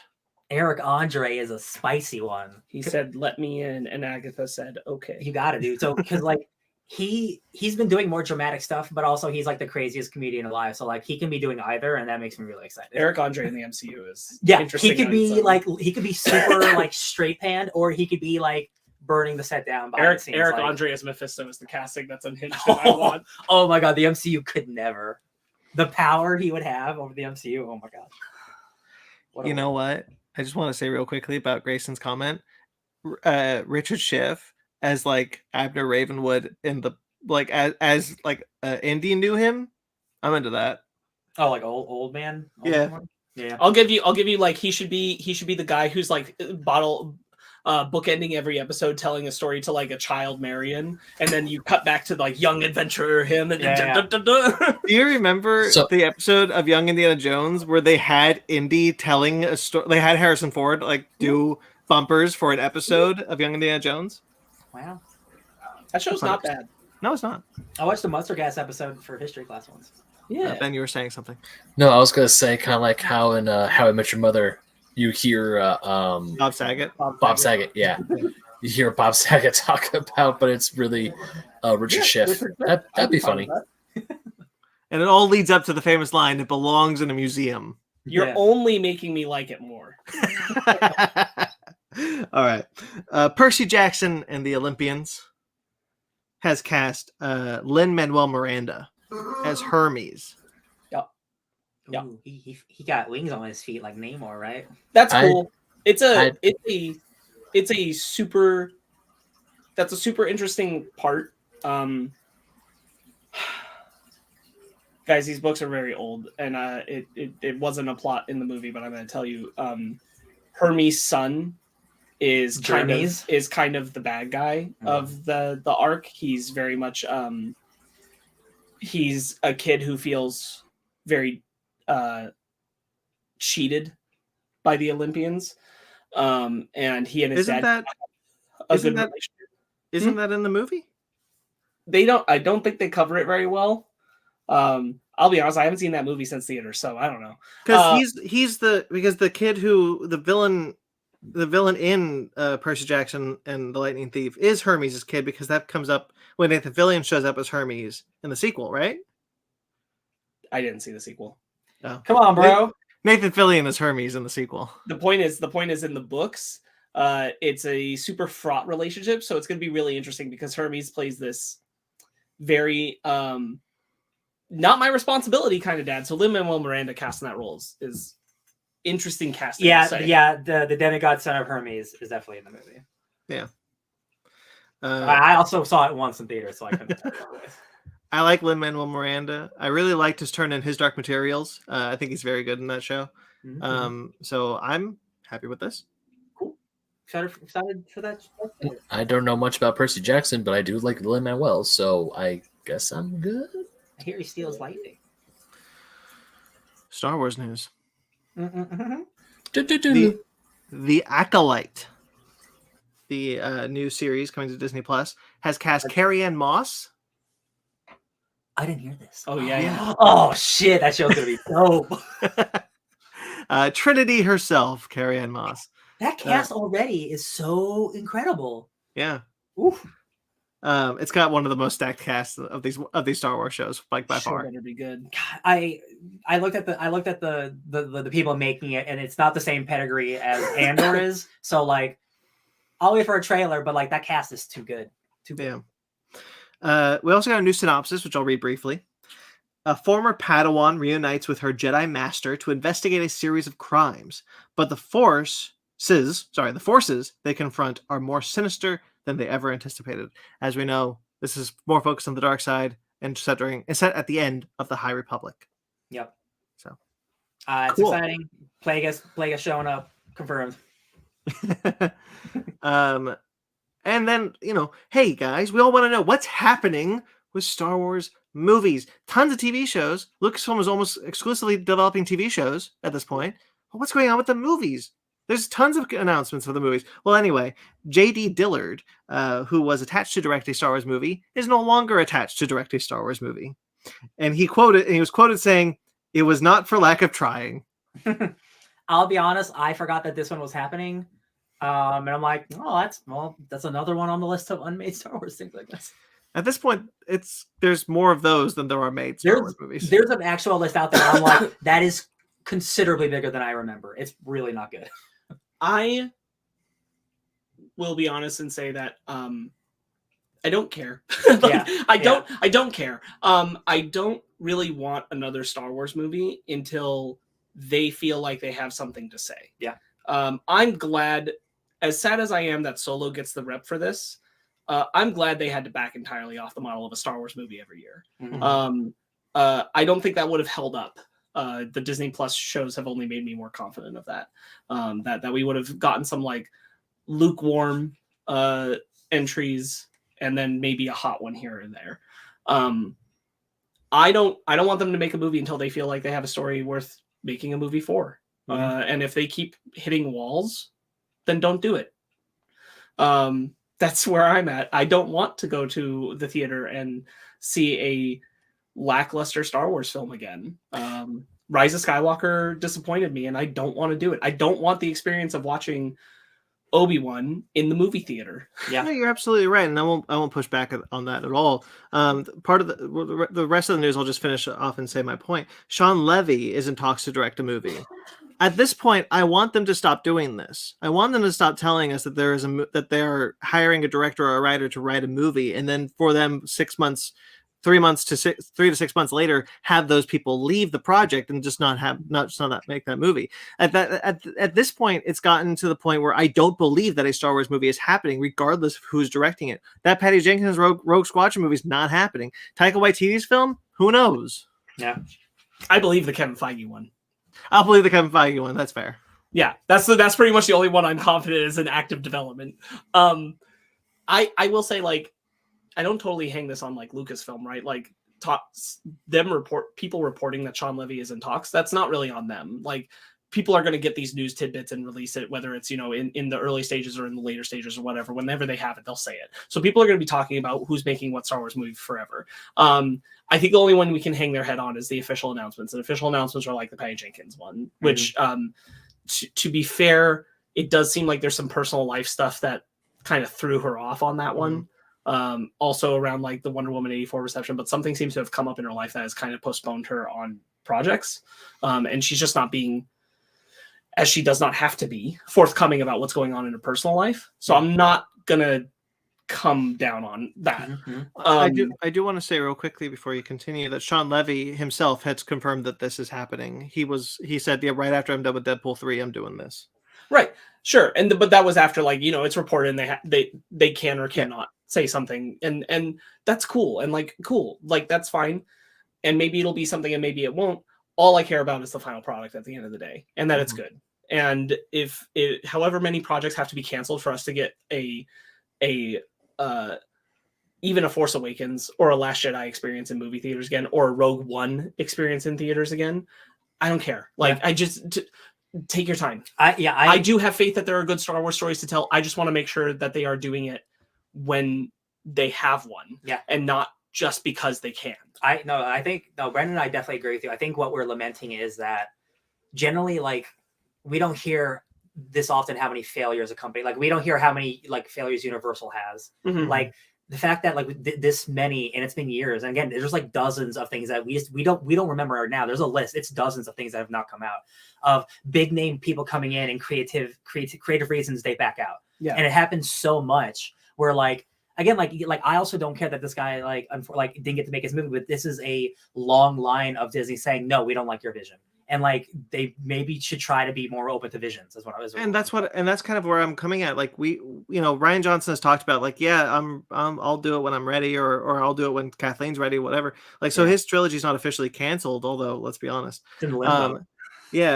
So like at this point, I just kind of wonder. It's not necessarily that I want all these Star Wars projects to have happened. It's just that, like, does Lucasfilm at this point know what they want to do with the feature side for Star Wars? Because it doesn't seem like they do. Yeah.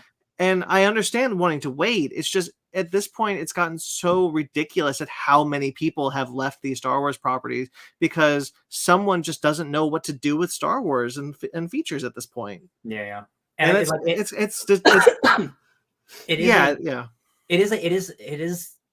is still a thing of quality, which again is to Spark's point, like they want it to be good, but like it feels like they have like an almost like imperial grasp on creativity, where like if it doesn't align to the exact vision for the movies, where like the TV shows are doing almost what they want, for better or worse, whether it's Mandalorian telling its own unique story, Obi-Wan telling its own centralized story, or Andor doing just whatever the hell it wants. Like the movies are not in that same pedigree right now, Benjamin. Yeah. No, I was gonna say I really agree with Brandon on this one, in the fact that I don't want them announcing a new thing until it's officially happening.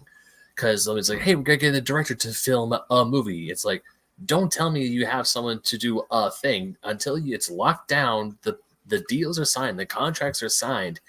Then tell us, or better yet, just tell us in a trailer. Because I like Brandon, I'm also kind of sick and tired of people saying, yeah, I'm gonna go do this thing, and then a few months go by, we hear nothing, and then all of a sudden, we left. Because back in I don't want to bring this up, but that's the only example I could think of. Back in the height of Benioff and Weiss, when they were on top of the world and they were contracted to do a Star Wars thing, we were all hyped. It's like, oh my God, the Game of Thrones guys are going to make Star Wars? This is going to be great. And then their downfall happened. Now, in fairness, that was because Game of Thrones Season 8 happened. Yeah.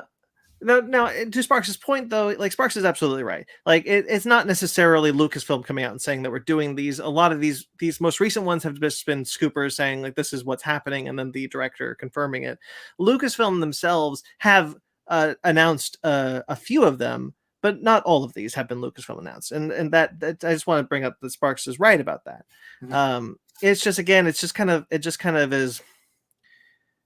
kind of wearing on you at this point, just kind of wondering like what is going on over there? What is so difficult about this? I have no problem with them taking their time, and I'm sure and I'm hopeful that the one movie that does make it to the finish line is like great. Like Sparks said, the Force Awakens or Rogue One feeling. Like you're absolutely right. Yeah. I hope and I believe that is the case. It's just kind of the uncertainty of it, I guess, that is beginning to wear. You know? Yeah, I feel that. Yeah, because like we have something special like Andor, and I'm like, oh, you guys are like, you can do this. So like, what is creatively stopping you from pursuing a movie right now? Like, you guys have like obviously been getting in dozens of different people to try different things. Like, what is it exactly you're looking for? I'm just like, I'm curious. Instead of just like, just make a movie. Maybe. I think there's sincerely that there is an amount of like, what story do they tell right now with a film, right? Like, where do they go? Can they just not make a standalone movie? No, but they can. But like, they have to make sure they do it right. Yeah, because it's probably totally new characters, because I don't know who you pick up with at this point that we haven't already picked up with, and would watch in a movie. And I get that. I think that there's just a whether it's, you know, them being too protective of the vision, or them being too resistant to, what are you doing, Luna? Them being too resistant to certain ideas, one way or another. I just hope for this, meaning that they're really trying to find something that's worth doing, and whether it is maybe on them that they're being too finicky and hands-on about the creator's vision. Maybe it's Sean Levy, because he's a great person to work with. Everyone likes to work with this guy. He's done projects for all types of studios and stuff. Or that they just haven't found the right pitch. Mm-hmm. I don't know. Yeah. We're too far removed to be able to say for sure. I get how they feel in the spot they're in, because like Rise of Skywalker, I wouldn't call necessarily a success to them. No. Even as it wasn't necessarily a box office blunder. Yeah. I don't think they're thinking of it as a success, and that's how they went out on the Star Wars film universe. And in many ways, like, it's a pop culture kind of taking it on the chin loss that they had to stop publicly say, we're stopping our plan to make Star Wars films every year, because essentially people didn't really respond to Solo, and people did not like Rise of Skywalker. Yeah. Like, you have to, having to be that blunt about it, you have to make sure that when you come back to the film space, you are coming back with something that is worth coming back to the film space for. And I don't think that they're also ambivalent to what amount of criticism there has been for the Disney Plus shows, where it has existed. And that makes a lot of, like, whether it is on their level or it's on Bob Chapek's level, a lot of like nervousness and pressure of, this has to be done right, and that could be pushing back projects or changing things all over the time. I don't think that they have a clear vision of what they want to do with the films. At least it doesn't seem like they do. Yeah. And I imagine it is going to take some time before they find that avenue. Eventually, those Last Jedi scars are going to have to heal, Lucasfilm. Not everyone hated that movie. It's true. What do you want to take bets on if Ryan Reynolds is in Sean Levy's Star Wars movie, if it gets made? He's been in his last 3 movies. Yes. Yeah. If Joseph Gordon-Levitt could be a weird alien in Last Jedi, then yeah, 100%. Oh, you don't think Ryan Reynolds is the lead? God, please no. I'm in space, I guess. I just hurt your soul. Yeah, I like Ryan Reynolds, but like, please no. All right. I think Star Wars is in an interesting conundrum place with its movies. Again, like going back to that, you know,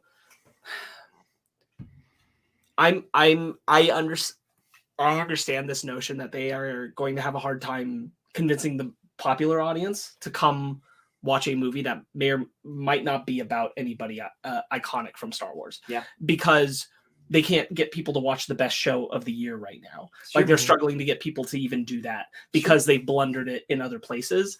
So I understand there's this like fear. And like, I just wish, and eventually one day we'll get there, where like, again, not the MCU format, but not every movie needs to be the big blockbuster. Like, maybe make a Star Wars movie that costs $50 million and it's like a small scale alien movie, but it's in Star Wars. Like, why not try that? Because again, at least if it doesn't work, it's a small investment, and Disney's got the money for it, right? Like, I wish they would try more experimental things, because like, look at horror movies; they cost $1 million to make $1 billion. Like, that gamble could work, like if you just gave it a shot. I think we're still a far way away from them having the confidence to let Star Wars be as ambitious as the MCU is able to be.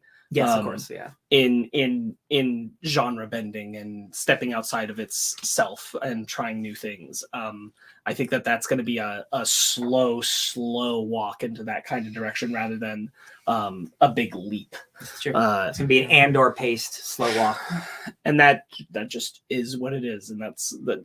I'm choosing to be more optimistic that usually when this happens, it means that, you know, they're still trying to make sure they have a hit and a reason to do it. Yeah.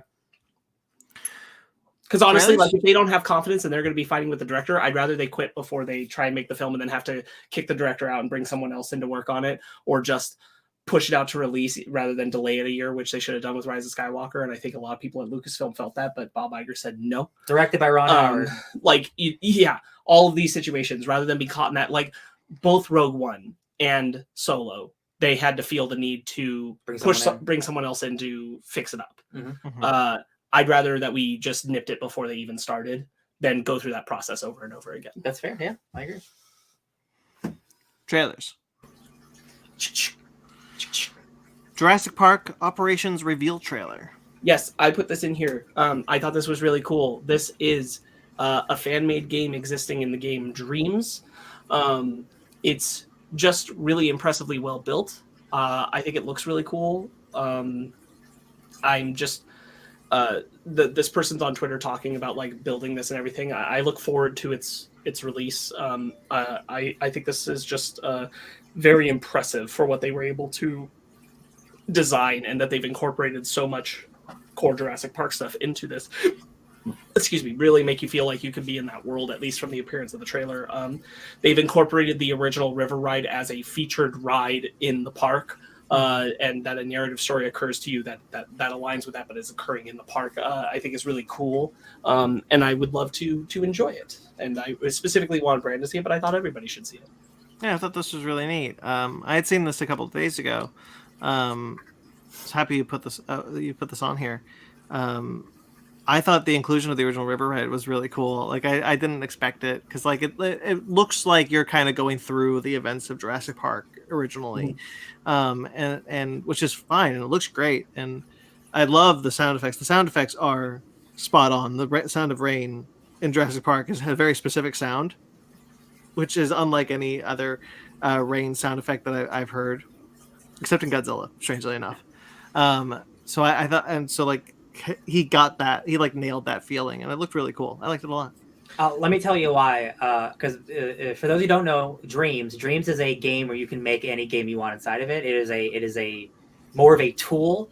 It is a game, but it is also more of a tool where you can build literally anything you want. You can build racing games, fighting games, adventure games. One of the biggest things on Dreams right now is a fan-made Avatar: The Last Airbender game. There were a bunch of articles written about it. Like it is like almost a fully featured game in Dreams. Very small community. It is a PS4 exclusive only game. There is no upgrade for it yet, unfortunately. It looks very cool. The power of Dreams is insane. Like you can, the reason that to go back around to the sound effects, you can just import sound effects and videos and everything from the internet into Dreams. So those are just the sound effects from the movie. Mm-hmm. So it's really impressive. It's going to be like a theme park ride for all the movies in a game. It's the future is amazing. Yeah, the fan made quality of how impressive this is. I'm in awe, and I would love to just explore. I think it'll just be a fun thing to do, and they deserve a lot of attention and praise, because this is very impressive work. This is very impressive work. Yeah. They have on their YouTube channel, they have a demo scene from some part of it where what you do know is that for a section of it anyway, you are a Jurassic Park employee being radioed by another guy to go deal with power hiccup with the T-Rex paddock while the visitors are there. So like during the events of Jurassic Park, and you like see like you are playing in his perspective, like grabbing his raincoat, getting in the Jeep, following the other guy's Jeep. And you get to near the trail and you see their vehicles passing on rails, and then you drive past the rails after they go in the other direction. So there's a lot of interesting narrative stuff that I think they could do, but like the gameplay itself and how visually cool it seems to explore the space is awesome. Yeah. I wasn't sure if I should put this on here, but the whale. Yeah, there's not a ton to say about it. What's that? Darren Aronofsky is one of my favorite filmmakers. We've been hearing a lot of the best projects for Brendan Fraser, most of all, and I'm super excited to see it because of both of them. Mm-hmm. I will say that came to mind while I was looking at this was there's a lot of merit in the conversation that exists to say, let's stop casting non-overweight people to play very overweight roles. Mm-hmm. I don't think this entirely applies because I don't think this is like a casting a Jared Leto or a Colin Farrell and then putting them in a suit. This Brendan Fraser, no knock against him, is more in a non totally fit bod kind of category. He doesn't look like this certainly, but like it doesn't feel like the same kind of like you don't expect an actor to be this level or to need to push themselves to this level to be right for a role. And I think this exists beyond that parameter of where we issue like, hey, this is maybe not the time, when like a big comparison, right, would be the Batman Colin Farrell one, where like I love Colin Farrell's performance in it, but like poor Richard Kind not being considered for the role at all, right, when he looks so close to what he looks like. But that's when it's something that a lot of actors already can embody easily. This is a step maybe a little bit beyond the pale for health, which is part of the point. Yeah, I think Brendan Fraser is still accurate and good casting because again, like he's not some young fit man stepping into this role. But it would be different, right? Like if this was the Mummy era, Brendan Fraser totally cast in this role, it's a very different. About this. It's a very different situation because he has gained a lot of weight since. Yeah. I've heard a lot of good things about this movie. I'm really excited about it. Seeing Brendan Fraser back on the big screen is going to be special, I think. Sadie Sink is in this from Stranger Things. I like her a lot. Yeah, cool. That's good. The Witcher Blood Origin. Man, this is like a trilogy of fantasy nonsense we're about to talk about. I'm behind on The Witcher, but not that it really matters because this is a Dune the Sisterhood, House of the Dragon, 1,000 Years in the Past prequel. Looks like fantasy shit. I don't know, man. Look, yeah, I mean, cool. Michelle Yeoh, yay. Yeah, she's cool.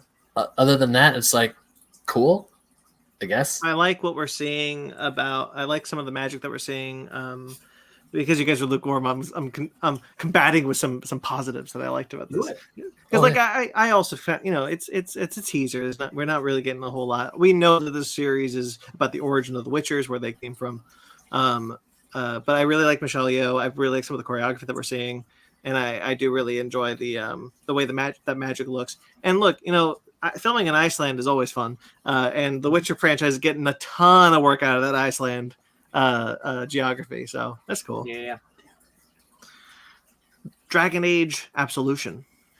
I like this one. This is the one where like I will be a slave no longer. I like the Dragon Age games a lot. This is another trailer of just it's a bunch of fantasy bullshit. Like it's I think that this has the opportunity to be good, but this is a pretty okay trailer. It's a pretty generic trailer. I was curious about this because I really didn't like this trailer. I thought it was incomprehensible.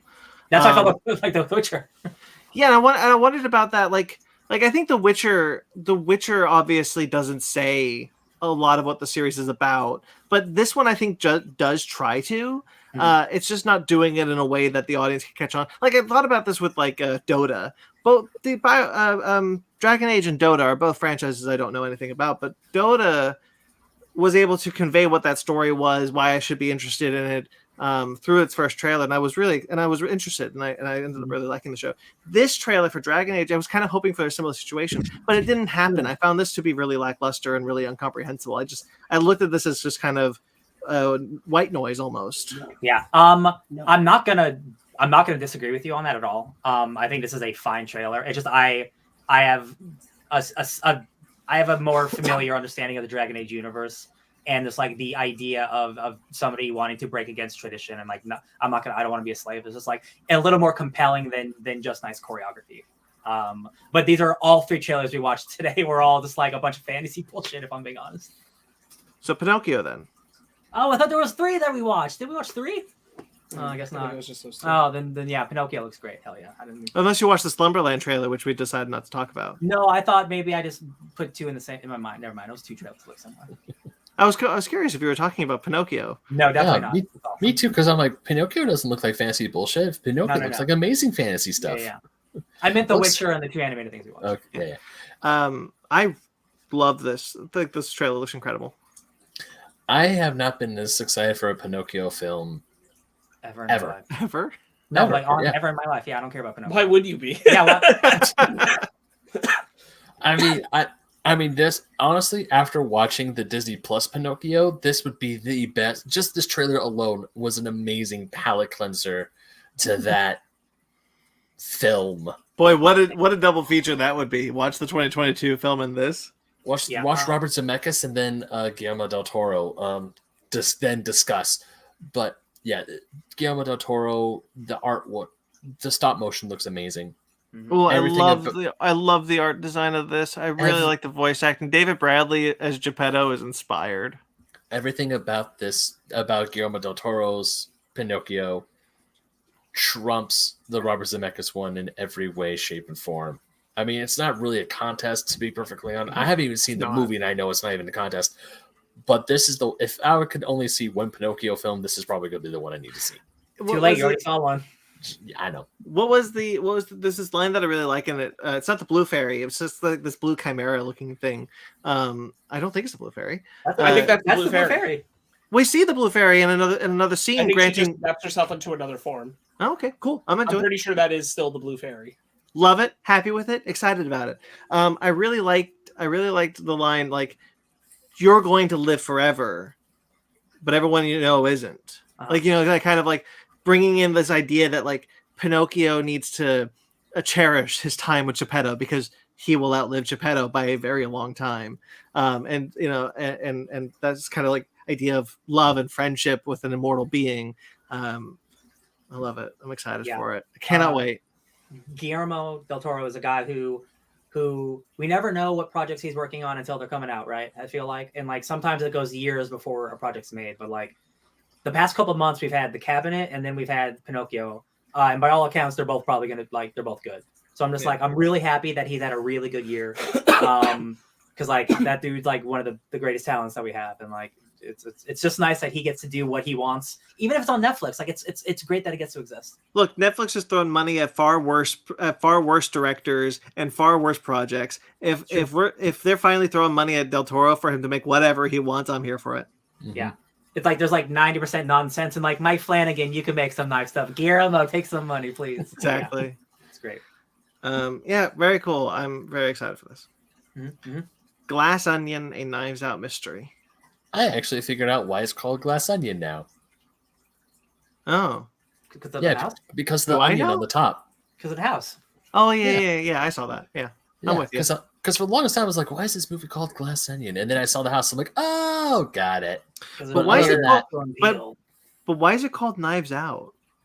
Because I'm kidding. Don't actually answer that. My God. In 1845.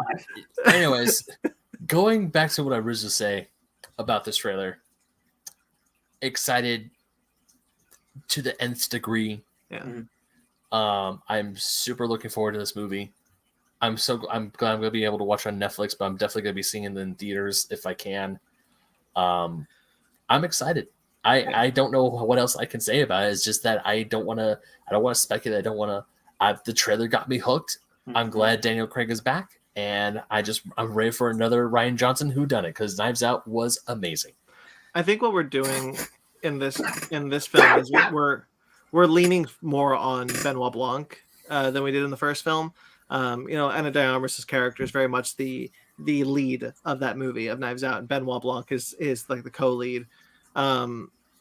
And here it almost kind of feels like he's like the lead in this one, and I'm not sure that is the case, but that's kind of what the trailers are looking at, and it's kind of fun to see that just how weird he is. Like he's in the pool, like in like khakis and polo shirt and with a martini, and like he's just such a weird guy, and it's kind of nice that we're finally going to get to see just how weird he is. It's really funny that like they're there to do a murder mystery, and then a murder mystery happens during a murder mystery. And I'm like, classic. I really like that our cast, because we didn't know this until this trailer, are a group of friends, like a group of people who have strong bonds to each other, whether that bond is because of monetary benefit or not, we'll see. But the fact that like they're all connected to each other already rather than a bunch of strangers is something that I find juicy. Well, I was gonna say like a kind of like going in connection with Knives Out is these get compared a lot to like the Poirot kind of stuff. And all of those are mostly like strangers or people who only know each other very tangentially. Yeah. And these are like people who know each other very, very well. Yeah, and I think that's gonna be really cool to see continue to flesh out. It seems like Edward Norton's character wasn't expecting him. Maybe I got the cut. And the way the trailer is cut, it does feel that way. But I got the impression because like there's the line like "Thank you for inviting me." Oh, maybe Edward Norton didn't invite him, but it made it. But Benoit Blanc thinks Edward Norton invited him. I think the murderer did it. This is what I'm wondering too. Is I feel like something might be juicily up there. I think it's someone who loves murder mysteries or something, and they wanted to be a part of one at a murder mystery. Yeah. Speaking of the way it's got, but that's also the same like plot of Knives Out. Like he got hired by someone he didn't know who it was.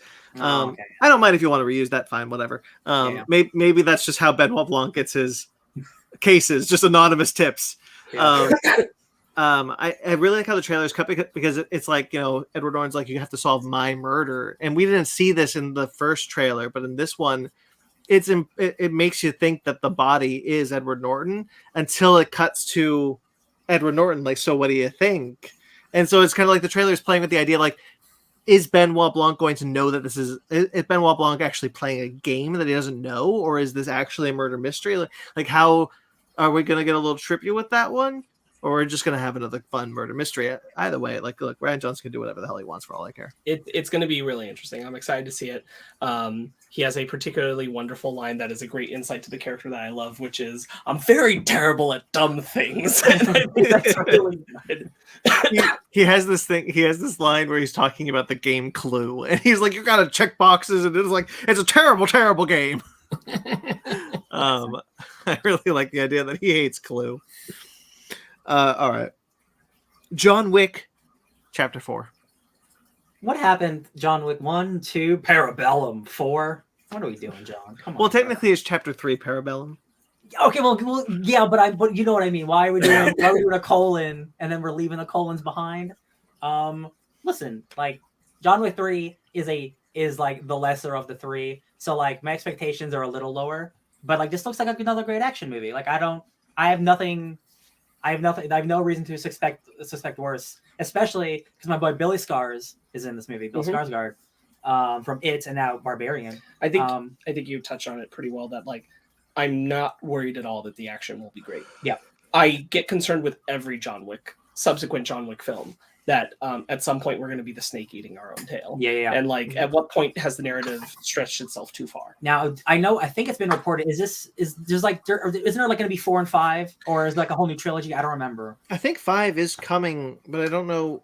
I don't know for sure anymore. Okay. I'm pretty sure. But I thought it was reported that like 4 and 5 are going to be like the finale or whatever, but I could just be making shit up. But this has a sense of finality to it in a way where like this almost could be the last John Wick, but I don't think it will be. I don't think it will be either, which is part of what I'm rubbing up against is that like I'm not into being sold on a last mission if it's not the last mission. Kind of place. And if it is a situation where like in this trailer, there's a like rival company coming to take over like the institution of what the assassins do with Bill Skarsgård, Mr. French Bill Skarsgård. So like maybe there's a whole new dynamic. Will be fun for 2 movies. We'll see. We're also getting the action will be good. Yeah. We're also getting a little bit more. It looks like what's interesting is that he seems. I'm sure this is a later in the movie development, but it's interesting that the trailer shows us he's okay with Winston to a degree. Like he's like because Winston betrayed him at the end of the third film, and this is shortly after he healed from the third film. So like he's had some time to heal. That's why we skipped. That's why we finally time jumped. Yeah, I'm curious how much time has passed because Lawrence Fishburne looks fine. I don't know if he's okay with him as much as he's getting information from him now that he tracked him down. Easy truce. Well, I know, but like I was so like I'm sure this is a later in the movie thing, but like what I was surprised by like is that the trailer doesn't want us to believe that this is a revenge film against the Continental. Yeah, you know, it might start that way, and then Bill Skarsgård comes in, and then like, oh, I can't kill both of y'all. I'll take care of them first. I'll come back to you because he has the part where he says any last words, Winston.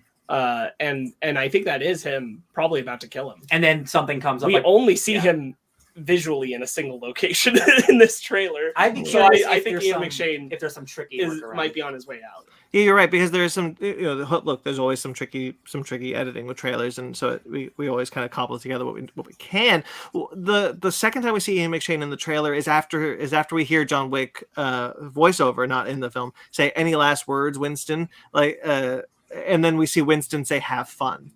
So that could not be the lines of dialogue as they exist in the movie. It's just there's some interesting things that I didn't expect for this trailer, and it got me interested. I'm very much interested in this movie. I do like the idea of going back and learning that John Wick's family, unknowingly to him, is part of the High Table. Mm-hmm. I think that's kind of cool. Yeah, I'm curious if because that would be fun, because we don't know much about John's family, if he has any. At least as far as I remember, they don't go into it. I wonder if it's not his family but hers. Oh, spicy! That'd be spicy. His wife got involved. That's good. That's good right there. Or his wife's family is involved without her knowing. Yeah. Yes, exactly. I don't think she knew. Yeah. I don't think that's a thing that they'll reveal. But in coincidence of coincidences, a part of her family line is involved in the High Table. That'd be spicy, actually. Yeah. But who knows? But I feel like John is not a man who is not familiar with his own bloodline. Yeah. But I could see him when he's saying your family. I think he's orphaned. I think he was orphaned, but I could be wrong. I remember. It's been a while. Oh, you're right. He was, because he went through the ballet people. So we could find out that he was orphaned because of the High Table. Yeah. More. I'm sure we'll get some more John Wick lore. Yeah, I like the John Wick lore. I like the John Wick movies. I'm excited. Yeah, so, I'm bring it on. Look, that show's still happening apparently. I'm gonna see Keanu Reeves go up against two of my favorite one of my favorite Chinese actors, one of my favorite Japanese actors in this movie, and that's exciting. Donnie Yen, very cool, great guy. Cool. Main topic. Ooh.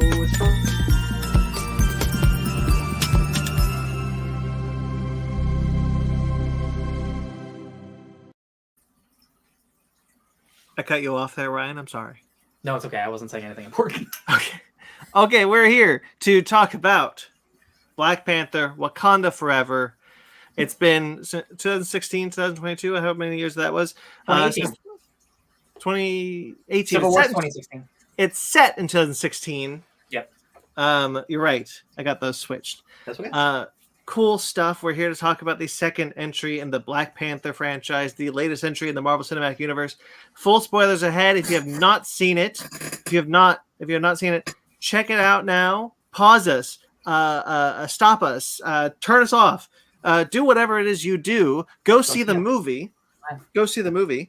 And come back. Anyway, hi everyone for being back. Welcome back. So full spoilers. What do we think about this? I thought you might want to go first so you could go pee. Thank you. You are such a good friend. I think I had to pee during the transition real bad. Yeah. I think this movie's pretty great. I think there's a lot of really great stuff. This is going to sound more negative than it is, I promise. It's not as negative, but it bums me out that this movie is one part beautiful tribute to not just Chadwick Boseman, but to Wakanda and the evolving of that world. It's also the next installment of a Marvel Cinematic Universe movie. Where sometimes I'm watching things that I'd rather be watching other things happening in this almost 3-hour long movie. I'm surprised how much time we spend away from things that I think are more important.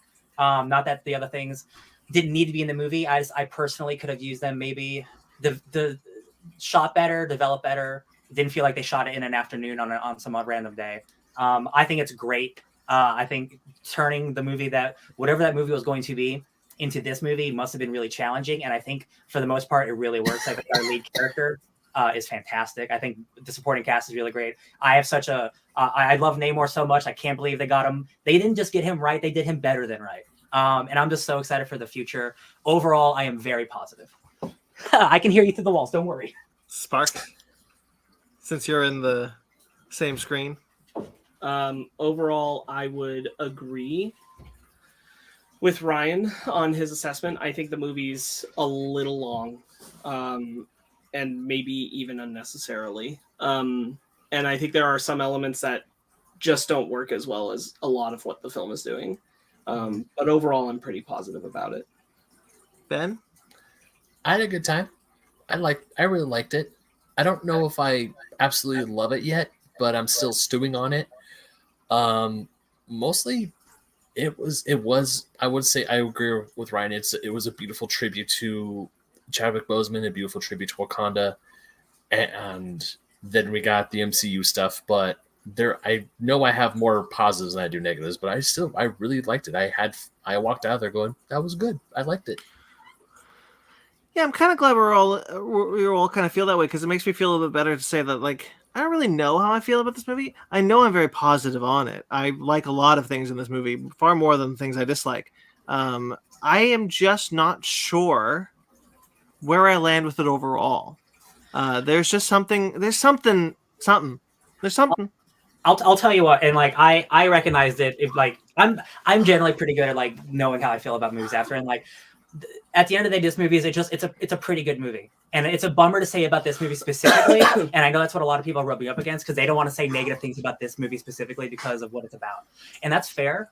But like, I'm a guy who every movie, no matter what it's about, I have to think about it critically, and like this is still a 2 hours and 40-minute movie where like 20 of those minutes I'm just like, man, cool. I like that Julie Louis-Dreyfus is here. I guess she's cool, right? I really don't like her inclusion in this. No, that's what I mean. Like I like everything that's in this movie, but like with the movie that they're trying to make, it really felt like Ryan Coogler had to service the MCU, and for this movie he shouldn't have had to.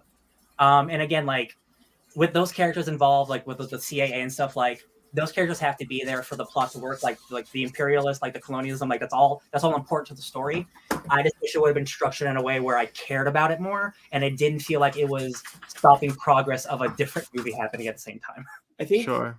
I think I probably want to stay with that for a bit. And I think the problem with it is that it's not so much necessarily that Julia Louis-Dreyfus's Val is included in the film.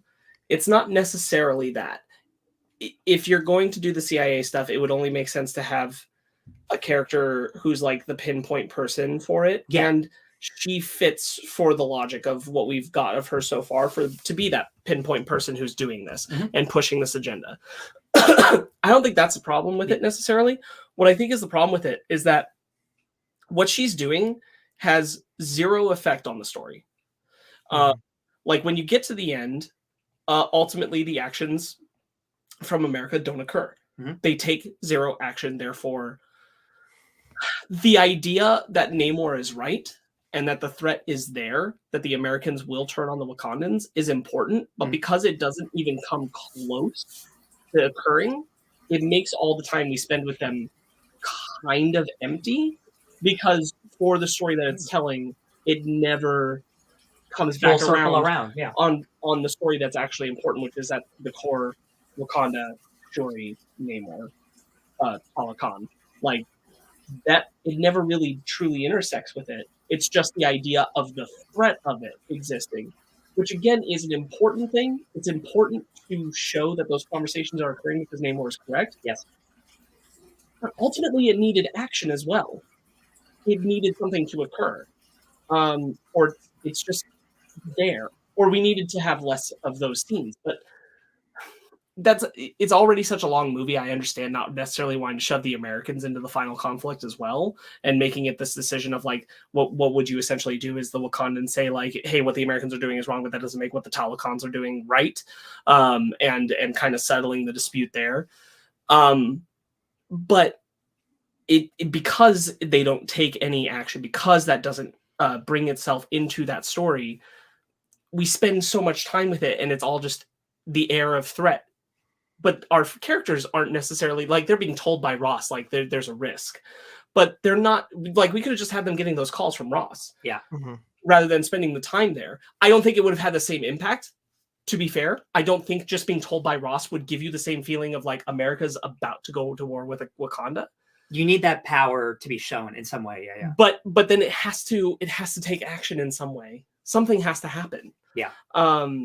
So I think that's really the flaw of that Dreyfus CIA story stuff, is that it just comes to nothing. And it's it's weaved throughout the movie too. So like we keep checking in on it more than I expected to. Like you brought up like when we were talking, like that first scene in the woods with Everett Ross when he's running. Like I thought that was the scene we were gonna get with him. That's it. Like, hey, I have information. That's my cameo, baby. But then not only he comes back for another half hour with his ex-wife. And I'm like, oh, we're gonna be in his house for half an hour in this movie. I see, cool. Yeah. And I'm just like, y'all, this is the big hype of this movie is supposed to be about the Black Panther and like Wakanda, and like this movie spends way too much time away from that. And again, like if you're going to do that, you got to make it matter more. Yeah, than ending up resulting in nothing. Because you have to. Sorry, real quick, Brandon. Because you have to prove Namor correct. Yes. And like I'm totally just throwing it out there. I'm not necessarily saying this is the ending I want, but like if there's a version where some small amount of American action is taken and the Talokans happen to be on the back foot because of Shuri's plan and the Wakandans, right? And the Wakandans have to save the Talokan from the Americans, right? Or like even the space so that they back off entirely, whatever it is to settle that and put it in a more, recognitional, peaceful state, then you do that. But because, and I won't say I necessarily want that because like I want Namor's kind of worry to be correct because she's out there, she's working in the CIA. There's a lot of people who think like her. They do want to come for Wakanda. They do want to come for those resources. I don't want you to negate that idea and say, well, because they handled this one thing, like the Americans are like, oh, it's okay, we'll back off kind of idea. Yeah. I don't necessarily want to get that reductive in the script either. But something had to occur. And I think that the problem is that they had no idea of how to do that. I think something would have occurred in a Black Panther series that had nothing to do with the rest of the MCU. Right?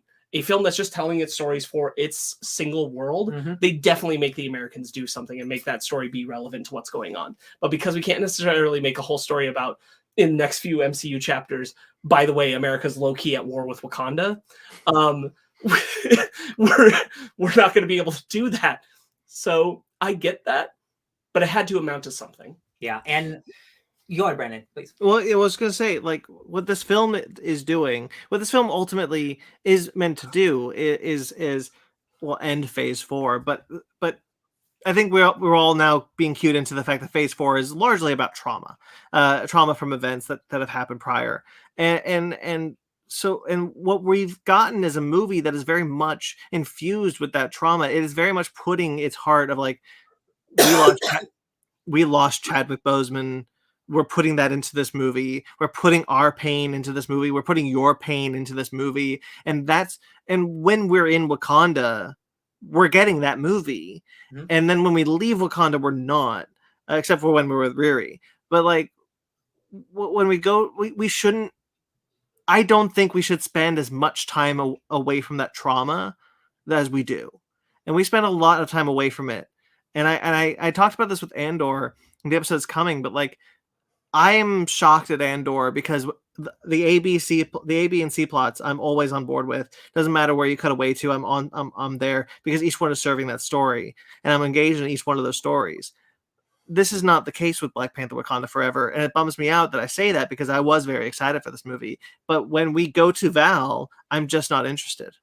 And it bums me out because there's like there's a cut of this movie that's significantly better. And it's just you take out the little sections where they keep showing up because like there's a way where you can just mention it is probably a lesser movie like with how I'm being reductive, but like you cut out all this stuff, you just focus on the Black Panther stuff because all that stuff is so great and like all the emotions on screen are so good and I loved every second of it and just like I was fully expecting the human stuff. They're all human. I was fully expecting the CIA stuff to come fully around and like, oh man, the Americans are gonna come mess up this like whatever's about to happen with them and like. It just nothing happens with them. And I'm like, this was just set up. Like, this is the worst. This is the MCU at its worst. And it happens to be in this movie. And that's what bums me out the most. Because like this should have just been a movie about the Black Panther dealing with the loss of its king. But it's got to set up Thunderbolts. Like this is not the film that I thought should set up Thunderbolts.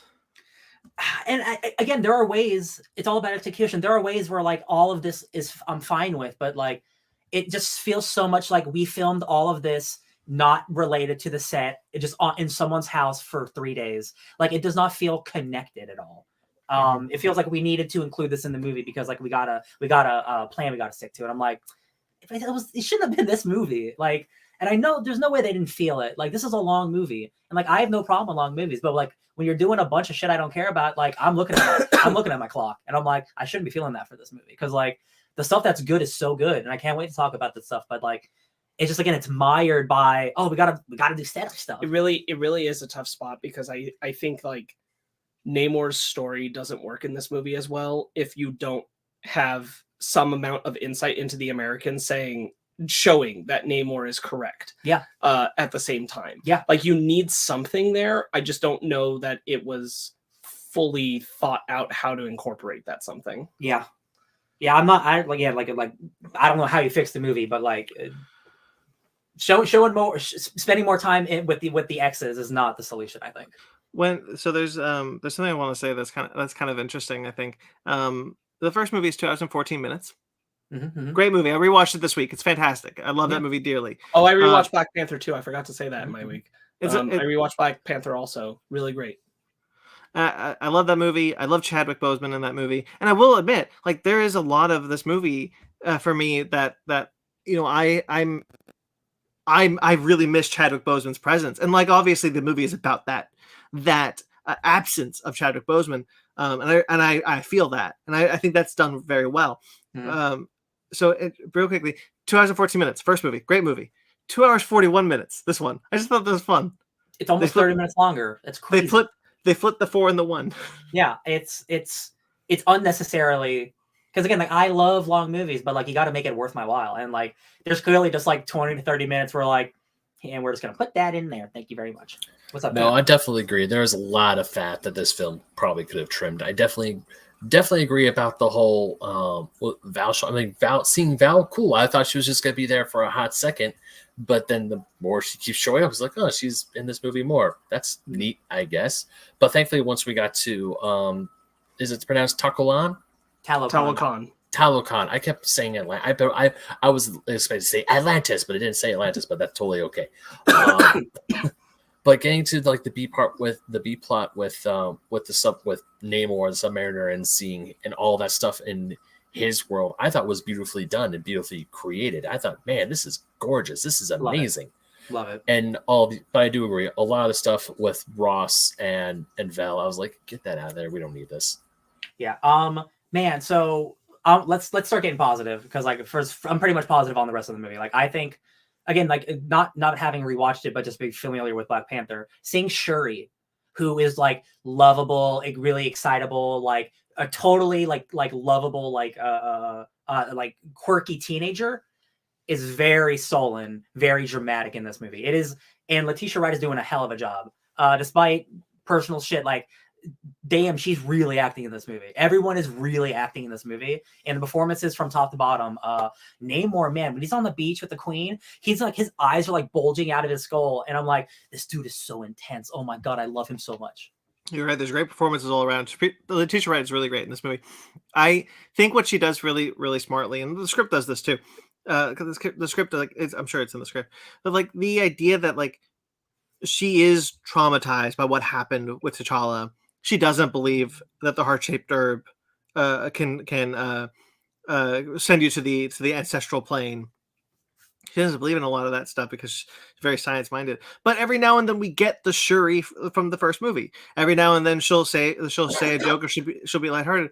And I think one of the interesting things about this movie is that it's very clearly coming from a very raw place. Like, the death of Chadwick Boseman was very raw at the time of writing this movie, of conceptualizing it. Working on this movie was very raw for them. Like, it feels very much like, look, obviously I've been speaking a lot about it. I lost my father this year, and I understand that kind of, and now like I can understand that and recognize what that trauma, what that tragedy does to a person's psyche, that I couldn't before. And like, I would have probably acknowledged that it was a thing, but now I can see it actively seen on screen, recognize that these characters, these fictional characters, are going through a very real thing.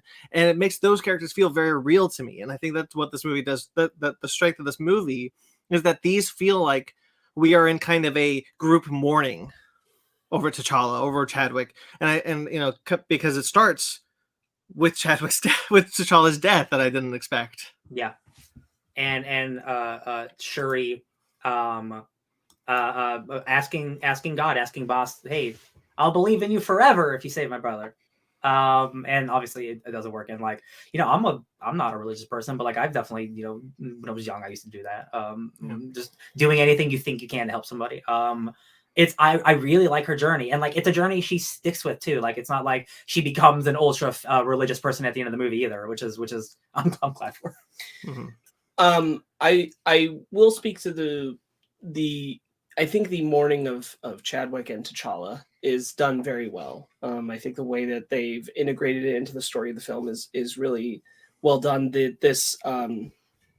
I wasn't sure how they were going to handle like his character passing, but I think the opening of him going from this illness, this idea of him having suffered in silence for a period of time, relating to the sense of real life loss and how that occurred is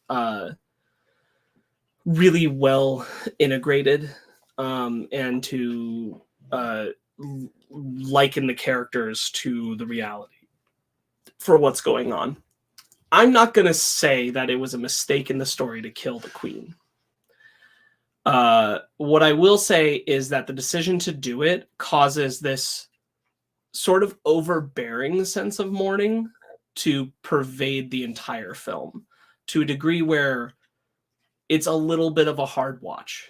And I think it will make it hard to watch it in subsequent views, and I don't know if you had just left the mourning to just over Chadwick and T'Challa, it would hit that same way.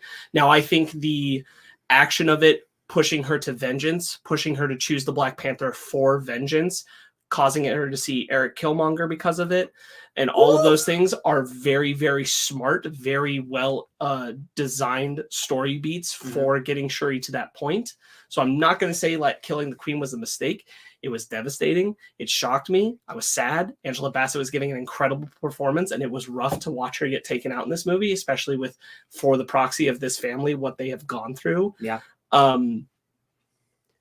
But it does make it so that when you're kind of getting out from under the shadow of T'Challa in mourning, now your characters have to go back in mourning again.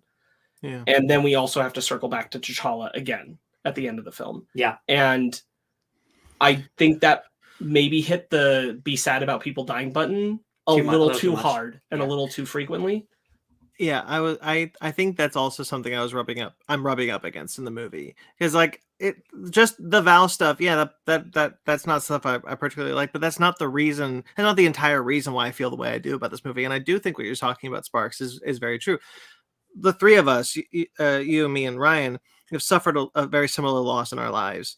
Mm-hmm. And so having something like that feel very much like I thought, perhaps wrongly, that it was because of what happened with me that I was reacting to the movie poorly.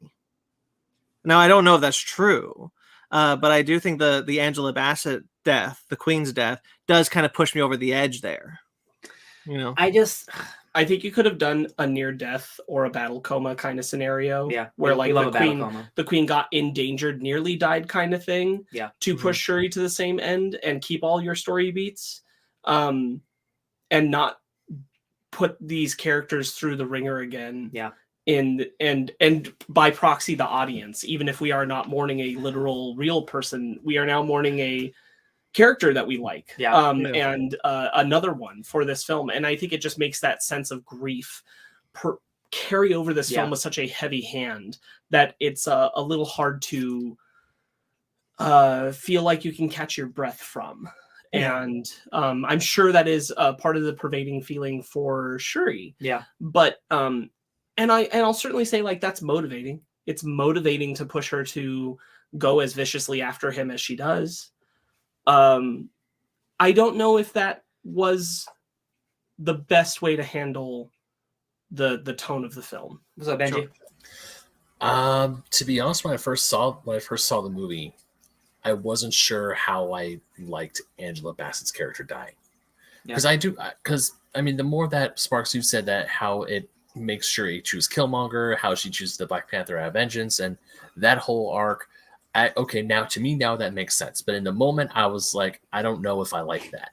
I don't know if it was right for because my whole thought process was she just lost her brother, her dad died a few years prior, and now she just lost her mom. That is like the worst. That is like the worst year and a half Shuri has ever had in her entire life. Well, we also don't know if she was snapped or not, because like if she wasn't, she lost her dad, the snap, she lost her brother, and then her brother dies, and I'm pretty sure she Nope. was, because I Don't we remember. see her picture? We see her picture in an Endgame on the list of people, correct? It's been too long. I wouldn't know. So if you know for sure, then I'll concede. But still, I don't know for sure, but I do think she is one of the snap that we learned that in Endgame. I'm pretty sure that's true.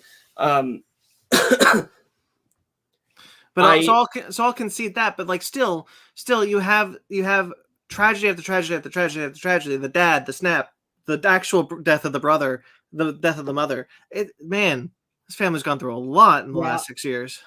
And like, I also rubbed against it. So I think if all four of us did, then there's some validity there. Like with differing opinions on why. Like Riri also being there and Riri comes out okay. It makes it even more tragic, which I'm just like, I guess if that's the movie you wanted to make, you want us just to be constantly feeling bad. I get it worked. It did work, but like, I don't know if, again, because you're already losing one major character. Like, I just don't know if you needed to lose another major character. I think it would be different. I do think it would be different if we were talking about losing a character, but we're talking about losing Chadwick Boseman as well. Yeah. And because you are meant to engage with the reality of that loss and what that means for everybody to have lost Chadwick Boseman, that you can't separate that. They don't want you to from the movie, because they after he is gone in the story, after T'Challa is gone, they give you the Marvel Studios in silence with all these memories of him. They want you to be engaged with that feeling with the characters of him being gone. Yeah. By asking the audience to do that and then putting them through the loss of another character they care for, and watching another character that they're attached to, our main character, have to lose that too, is very, very much a weight that is hard to carry through the film for an audience. And I don't know if it's wrong. I think I'd have to see it again, but I don't know if it's the wrong choice. But it does make a clear, this is the feeling I want you to live in. And I'm not always going to want to live in that feeling, so I'm not always going to want to watch this one. Yeah. Because it's just heavy. It's just and not heavy in like a too abstract sense, just heavy in a on the heart weight of loss. And the Chadwick Boseman reality will, like, this isn't like, oh, I know the Queen dies, so I'll be okay now. I will always go to this and revisit the loss of Chadwick Boseman.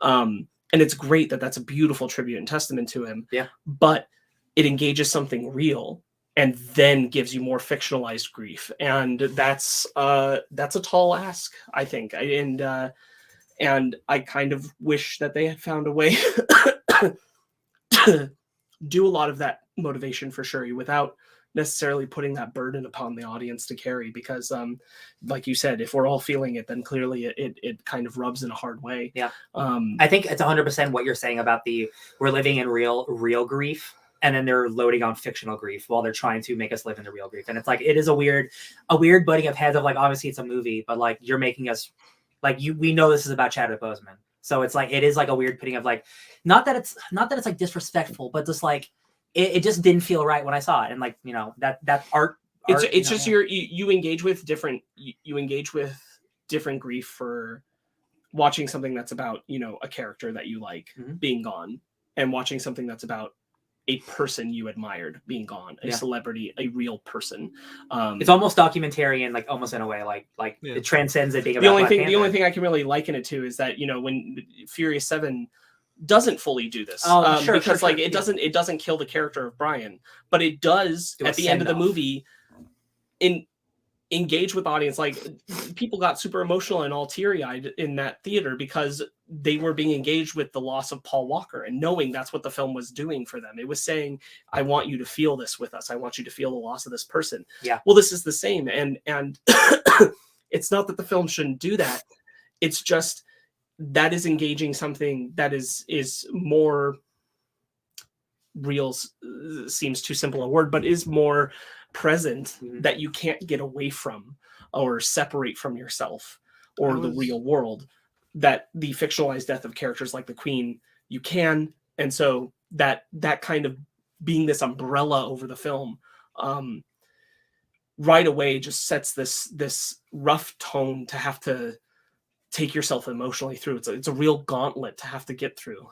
I think that there's an interesting discussion to be had about, like, you know, there are 3 movies now that I can name off the top of my head that had to deal with the death of their star. There's Black Panther: Wakanda Forever, Star Wars: The Rise of the Skywalker. Carrie Fisher isn't the star of that movie, but still. And then Paul Walker, like, and they have all handled that death differently. And I think that there's a lot to be said about, like, and both of them, all 3 of them wanted you to engage with that, with the fictional, with the real life death in a way, because they've all Carrie Fisher, Leia dies in Rise of Skywalker. And so, like, I think that there's something interesting to be had about, like, how you go about that, why these kind of films want to, like, I'm sorry, I'm holding back a sneeze and it's very difficult. That's okay. Like, and so, like, it's a really interesting discussion to be had of how they go about these different ways to do this, you know, because I don't think there's a right way to do it, and I think we're all just kind of trying to find the way that is right for us to go about it. And I think 2 out of 3, honestly, I think have done it well. I think this one does it well, and I think Furious 7 does it well. That's just kind of just an observation, not necessarily a knock or anything. I think in making a comparison, like, if in Rise of Skywalker the movie had opened with the death of Leia, and then near the middle of the second act you had killed Finn, I would think that was a lot. Yeah. Like, I would think that was maybe a weird choice when you're carrying the weight of the loss of such an important figure right at the top. Excuse me. And I feel much the same way here. Sparsh, are you dying? I mean, I'm still recovering from my cough. I know.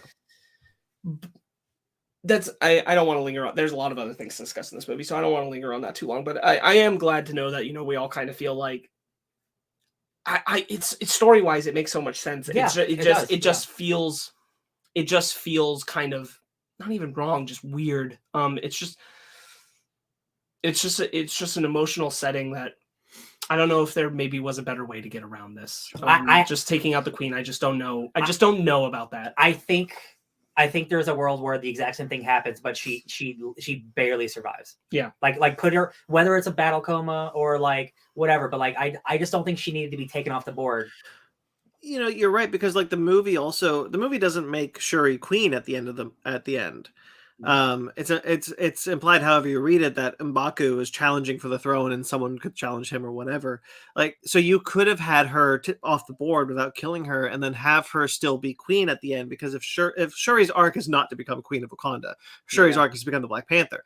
And you could very easily have just a way for the queen to be at the end there, and really the movie doesn't change, right? Yeah. I think it's a bummer for the future of the franchise. Like, I don't think we needed to lose both characters in a movie. That's all. That's, you know. Yeah. But it's not my story to tell. If you think that's better for the overall story, like, that's great, I guess. Yeah. You know who I'm glad didn't die? M'Baku. I love M'Baku. You know who should have been in the movie way more? M'Baku. Take away 30 of those Julie Louis minutes. Give it to M'Baku, please. Yeah, I am really glad he has the scenes that he does. Again, like, I also think that the ending is trying to say that M'Baku is king of Wakanda when we come back in the future. And I think that they illustrate that through the way that Shuri talks to him when he's the person who's there for her at again, like a good moment, the person who is there when she's at the queen's funeral and what he says about what it means for, like to weigh this loss. And then later after she's the Black Panther, it's just the two of them talking. And he says, I don't want eternal war for my people. Mm-hmm.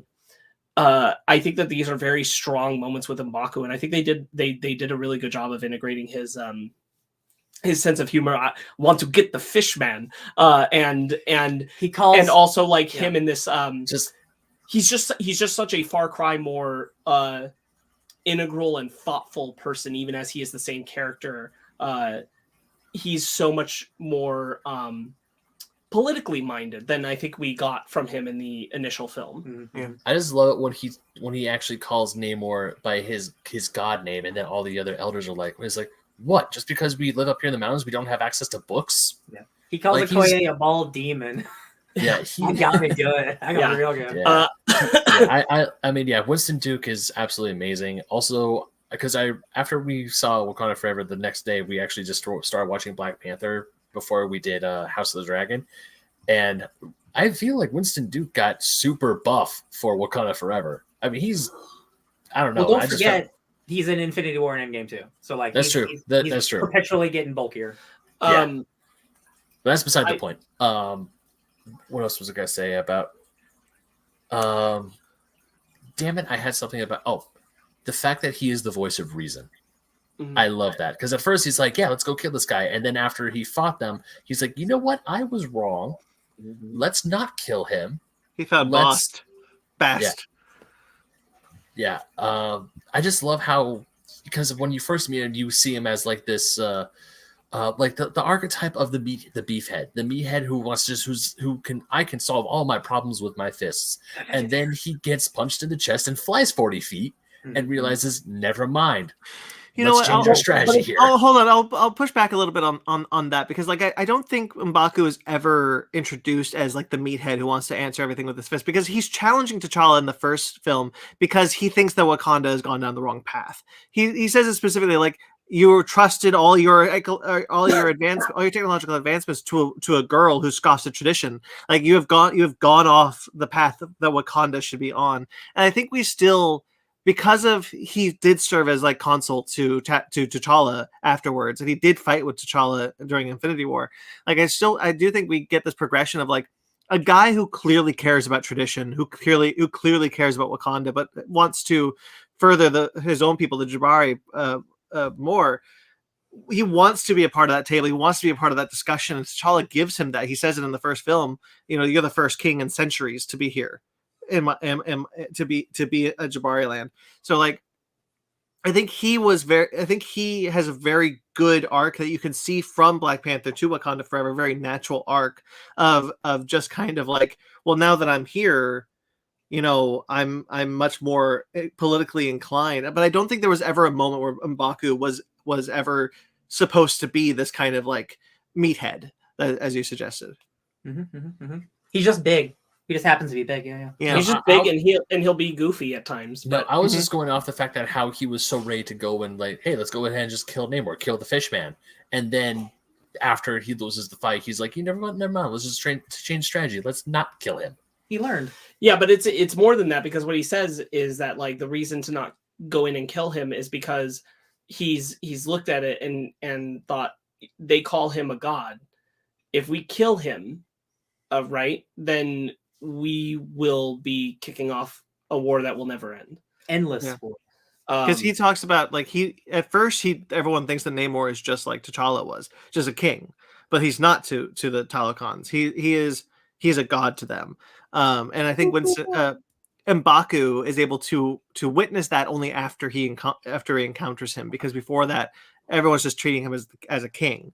But M'Baku is the one to recognize, actually, we were wrong. Can we talk about America Chavez now? Riri Williams. Boy howdy guys, we just read a comic. Riri's great. I love Riri. I love Riri Williams. I think the actor's great. I love Riri. Dominic Thorne. As the character, I love what we're presented. I'm excited for her show. She's fine in this movie doing what she's like. It's cool that she shows up. She kind of feels like if you take her out of the movie, like nothing much changes because it could have just been a random scientist. That doesn't bother me so much. But like, I'll even say that I've thought about it, and I'm like, if I were to cut something out of this movie, I don't know necessarily that it is the American subplot. I think you just give more time to actually let that come to full fruition. Mm-hmm. You probably, and I really like her in this movie, you probably take Riri Williams out of the movie entirely. It definitely, and you turn it just into Namor coming for the Wakandans directly, saying they're coming for us because of you. Yes. So this is on you. You fix it. And Yeah. then that leading to the conversation between Shuri and Namor and like her going there. And you could do all the beats and not have brought Riri into this film at all. Now, that being said, what I do think is the important thing that Riri does is, because we just talked about how this movie is literally drenched, dripping everywhere, grief. Mm-hmm. Riri is the only person who gets Shuri to smile Mm-hmm. and have a good time. Okay. It's only her story that brings Shuri out of her shell and lets her like do something that she's enjoying again before she goes to Namor and starts to enjoy Talokan, and think that that's very impressive. That is the one exception where I feel like Riri has to be in this movie, because you need somebody to be doing that to Shuri. Otherwise, Shuri is too depressed through this entire film. So that is my one pushback against myself about Riri should be in this movie, because I do think that that's essential. I think it's essential to get those lighter moments with Shuri. I agree. Like, I'm happy to have her in the movie. I just wish she felt more important if she's going to be in it as much as she is. You know what I mean? I think you're right. I think you're. I didn't really think about it, 'cause I do like her in this movie. I like Dominic Thorne. I like the character interactions. I think there's a lot of good humor with her in this movie. But I don't think either of you are wrong. Like, I think that there is a case to be made where you could have done many of the same beats without her. I do like the idea. I'm going to use that to bounce off something, if that's okay. I do like the idea that there is vibranium on the ocean floor, and that's how Talokan came to be. I really like that idea. I thought that was a really good way to bring Wakanda and Talokan together, a really natural way to do it, and pair the two together in a kind of like a destiny way. Mm-hmm. Like, they were always destined to do this, and Talokan always knew about Wakanda, but Wakanda didn't always know about Talokan. And so, like, Talokan is just looking at them being like, you ruined this for everyone. Like, we were fine. We don't want to do what you did. We want to be isolationists because they come from what's interesting is, like, they come from a people that were colonized, whereas Wakanda comes from a nation that was never colonized. And so, like, I think that's really so they come at it from two different perspectives, and Talokan is looking at Wakanda as like, you ruined this for us.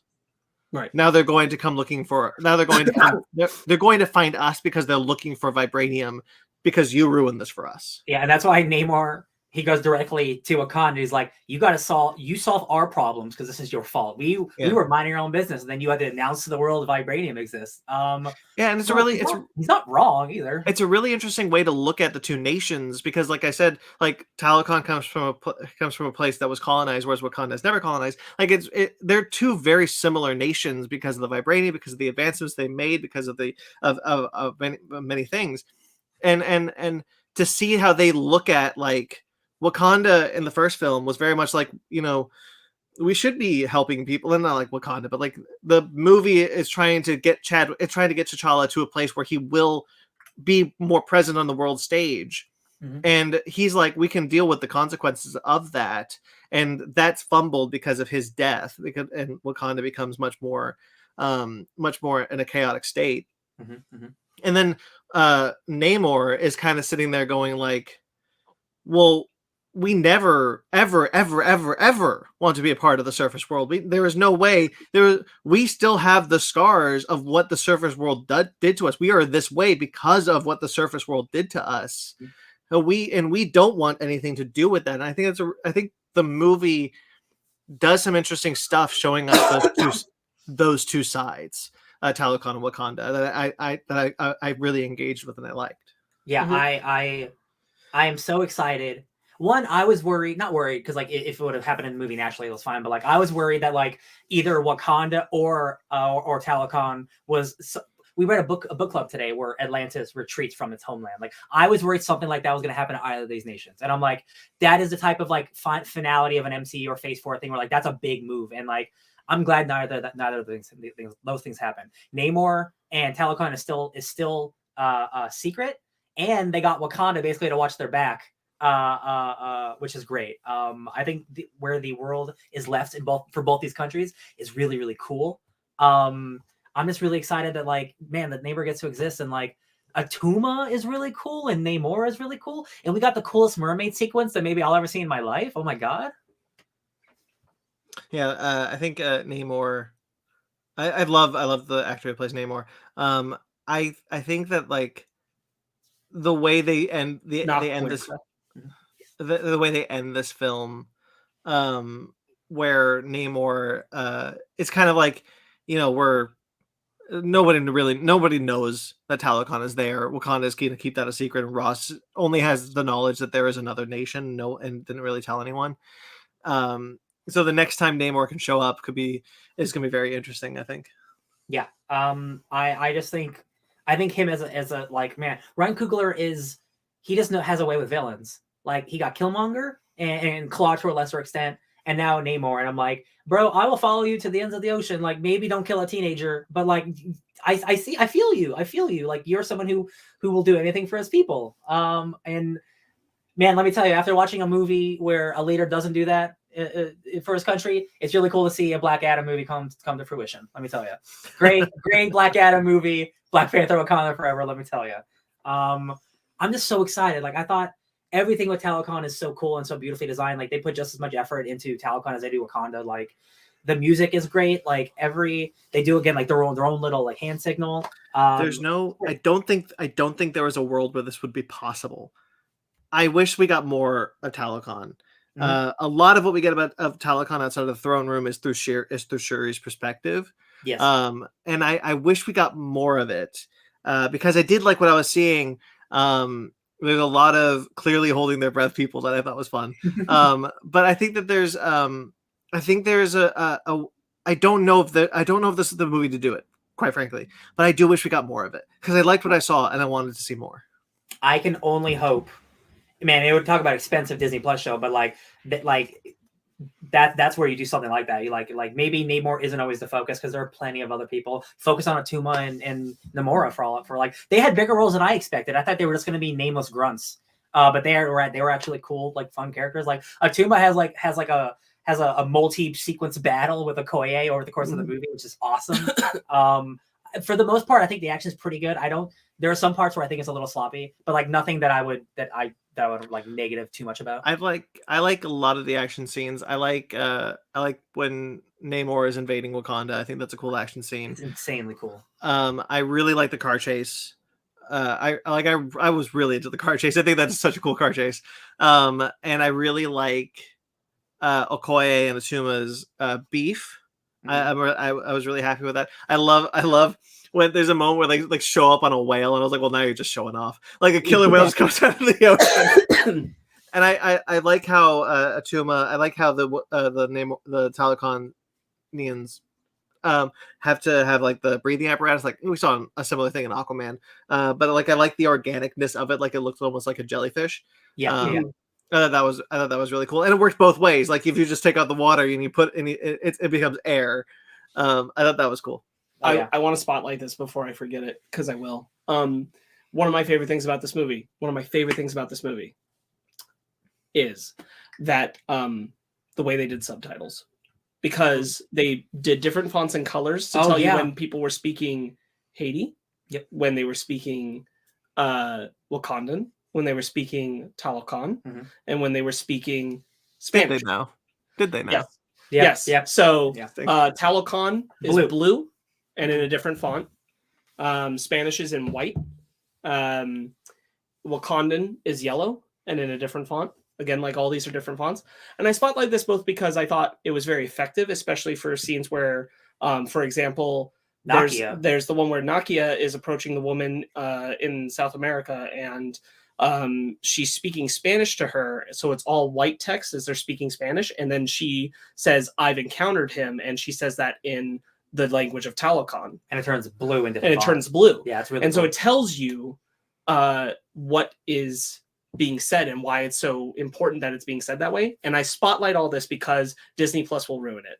And I say this because Disney Plus, if you haven't noticed, they take whatever subtitles were made for the film, they just turn it into what the closed captioning is. So whatever nice font it was doesn't exist. It bothers me a lot. I actually forgot to bring it up in Rings of Power. That's the one thing I don't like about Rings of Power is when we get the subtitles, the fact that it's just like bland black closed captioning font instead of black like something artistic bothers me. Disney Plus does this with all of its films. I really hope that they don't do it with this one because so much thought and care was put into the subtitling work of this film. It is a bummer.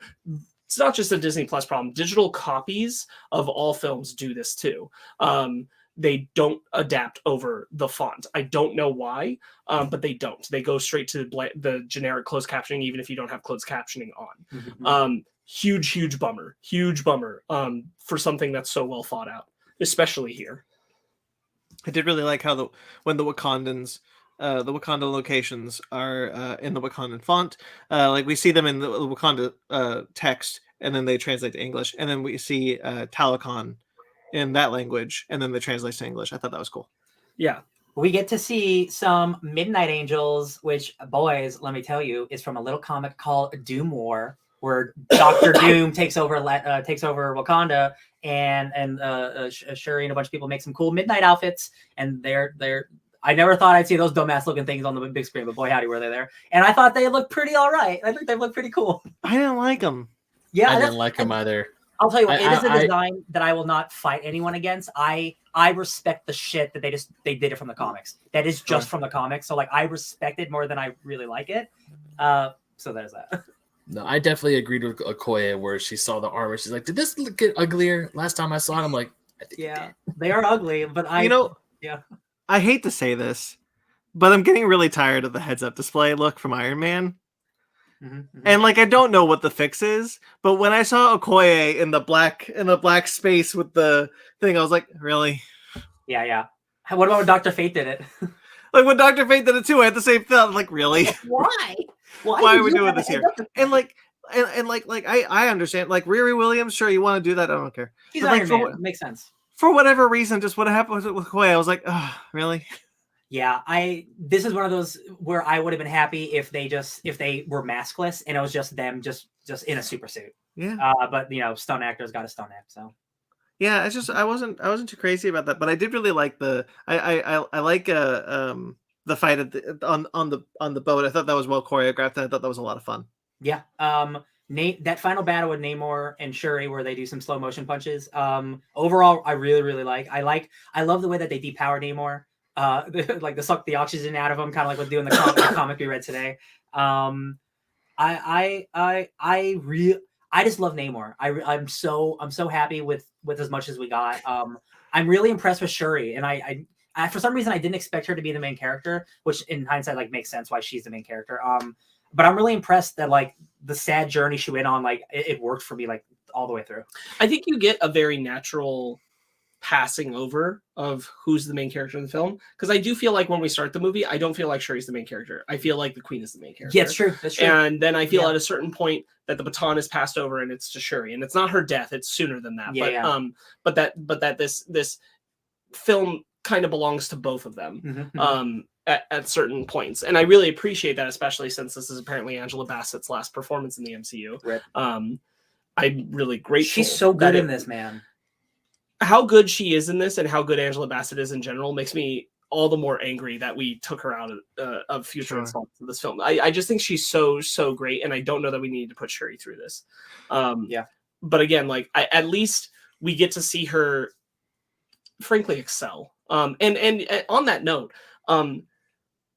Chadwick passing is awful. A bright spot of what this movie is allowed to do is that we have so many incredibly strong performances from Black women. Like this movie is mostly carried by Black women, aside from Winston Duke and Tenoch Huerta and Julia Louis-Dreyfus. But I'm talking like our major. I just wanted wanted to say it as a joke. Yeah. But like our major players, like we have so many Black female characters. the fact that we are allowed to go through so much and full range of emotion with many of them. The things we get with, like, oh god, the scene with the Queen stripping down Okoye. What a powerful performance from both of them. The brutality of emotion in that scene. It is also one of my bummer spots about the Queen dying, is because that was for Okoye, that was her last moment with her, which is just, I think that's very sad. I think the scene makes sense and is good, but I kind of wish there had been some moment between them prior to her passing, because of what the Queen meant to Okoye. But I think, like, even Ao and the other girl who we get, the dagger girl, who's her partner, that we see more of in this film, they're all just contributing so wonderfully to this, and we don't often get to spotlight so many female performers in a major film like this, let alone Black female performers. Yeah. I just wanted to bring up real quickly, I found it to be very funny that when Shuri and Namor come back to the fight on the boat to end the fight, there are 5 Wakandans and very many Talokans, and they're like, yeah, we put you down the sword, Talokan, we're leaving. And Wakanda's just like, they came at the right moment, because they would not. I will tell you, after I rewatched Black Panther, the original, after I saw Wakanda Forever. The fact that both of those acts have moments in their final battles where the Dora Milaje are basically stripped down to very minor numbers and surrounded by some other force until a Deus Ex Machina comes in to end the fighting. Doesn't make the Dora Milaje look as cool as they are. Like, it's a real bummer that happens in both movies. Yeah. We didn't talk about Killmonger a whole lot. I was really happy with his inclusion in it. I kind of figured he would be in this movie somewhere, because Ryan Coogler really likes him and puts him in, I think, all of his movies at this point. I had no idea, and I loved it. Yeah, I think it's a really good surprise where it happens. The person that should be there, like, really can't be there, and so they like make it make sense that it would be Killmonger, because she is at this point very much like on a revenge path, and wants and Killmonger is the person to push her to where her story needs to be. I think that was really done organically, and it makes and it's really cool that how well it makes sense that it becomes Killmonger. You easily could have gotten away with it being the Queen, but I think this was the far more interesting choice. No, I actually agree, because I was expecting the Queen to be there and to give Shuri's like some guiding wisdom. I mean, we do see the Queen in the ancestral plane telling Shuri, show them who you are, which is what she tells T'Challa in Black Panther when he's fighting M'Baku. But the second we see Killmonger on the throne, I was like, I perked up instantly. I'm like, oh, okay, because of course Killmonger, because we get Killmonger mentioned throughout, like here and there throughout the film, but then to actually see him in the ancestral plane, and he's talking to her, is like, look, you chose me because you want vengeance. I want vengeance. Your brother was cool, but he was way too noble, and he's just mentioning. I was like, so what are you gonna do? You gonna take care of business, or are you gonna do the other thing? Yeah, I like how they incorporate Killmonger through that scene, and I think Michael B. Jordan is very good in it. I just thought that the way that it kind of like Shuri doesn't want to believe that she saw Killmonger, right? So she's like, when she wakes up, she's still like oh no, the ancestral plane doesn't exist. I didn't see anybody. She's still kind of like, did that really happen? Did that not really happen? And if it did, what's wrong with me if it did happen?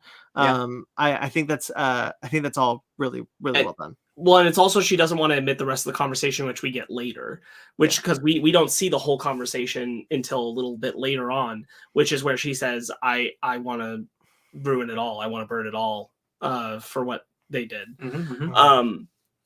And fully embracing it. Like, I think Michael B. Jordan's appearance here is totally right. I think it's done very well and makes a lot of sense. I think that the final fight stuff with Namor and hers is really well thought out, because like realistically she can't take him on at all. But they do the dehydration thing, which really depowers him down enough for me to buy this. And ultimately for me, it's the fact that she doesn't really overpower him as much as she outsmarts him. Yeah, which is what she should have done. Yeah. I really like that final battle, and like it's brutal. It's more brutal than I thought it was going to be. Like when she does the ripping of the feet thing, but also she gets straight up speared in the stomach. Importantly, I didn't make the connection until I saw Black Panther after, but she gets stabbed in the same place that he does when he's fighting Killmonger. It's the exact same place that the spear goes through. Poetry, it rhymes. Yeah, I think that fight scene is really, really interesting in the sense that, like, I think at this point, because of the heart-shaped herb, obviously Shuri is much stronger. But even then, she's not strong enough to beat Namor. Honestly, most people wouldn't be. M'Baku says, he's as strong as the Hulk. She did very well considering. Yeah, and so depowering Namor in the way that they did, plus adding the fact that Shuri is a genius, is really interesting. Speaking of a genius thing, I just remembered I really like the idea. I said it in the first Black Panther movie, the review for that movie, that I wish we'd gone more into the fact that T'Challa is also a genius in the Marvel Marvel comics and the Marvel universe, and we don't really in that movie. And I was really happy that in this movie, like, someone asked, like, where did you learn all this to Shuri? Shuri says, from my brother, and I thought that was a really good way of reminding the audience that T'Challa was also an incredibly smart person. Shuri was always smarter. But T'Challa was a genius in his own right. Yeah, and I understand why they didn't want to make, or at least show, T'Challa being that smart, because like you have your tech character, it would be kind of shitty if the one thing that they're good at, you're better at them that. So like I get wanting to have Shuri be tech person, she's the best at it. So it is nice that there is a nod to like, nah, that dude was smart too. Like he taught me everything I know. Like I just happen to be smarter. That is a nice little nod that I enjoy too. Yeah. Can we talk about Nakia, who's my secret MVP of the movie? She just comes out of nowhere, able to find Talokan. Stabs some dude, starts an international war by accident, and just runs away. I love it. I was gonna say I feel like Lupita Nyong'o has kind of a thankless role in this film. Mm-hmm. Like nobody's going to remember much of what she did in the movie except for the final scene with her. I remember her stabbing. And I think like she does cool stuff, but I think she carries like an emotional balance in the film that's it's not being as appreciated as I think it probably should be. I know when I was watching it, and it wasn't long before she finally did show up, that I thought, why? Where is she? Why isn't she in this movie yet? I had a pretty good feeling that what happens at the end was going to happen. I just didn't. I didn't expect it to be the post credits. It wasn't on my mind at all. I didn't think that was going to be the reason. Like, it perfectly makes sense now, but up to that point, I was like, why haven't we seen Lupita Nyong'o in this movie? Why is she so far away too? She's such an important character. I hope that we get her soon. Yeah. I really like her in this movie. I think Lupita Nyong'o is fantastic, and her being the role she is. I think one of the best is the her talking about the snap with Thanos to Okoye, which really contextualizes this film, by the way, is 6 years apparently after the events of Infinity War.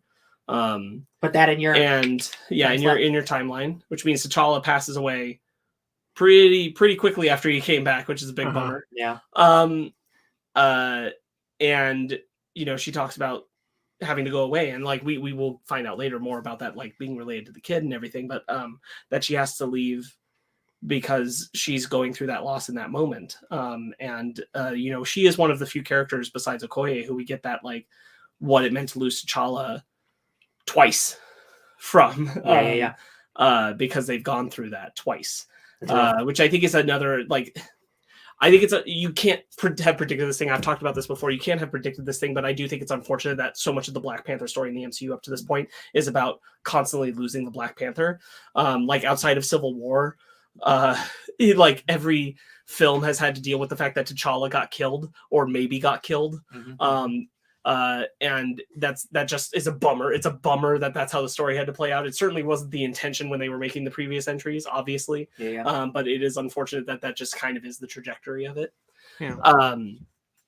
So I'm glad that there was like room to spotlight something like that.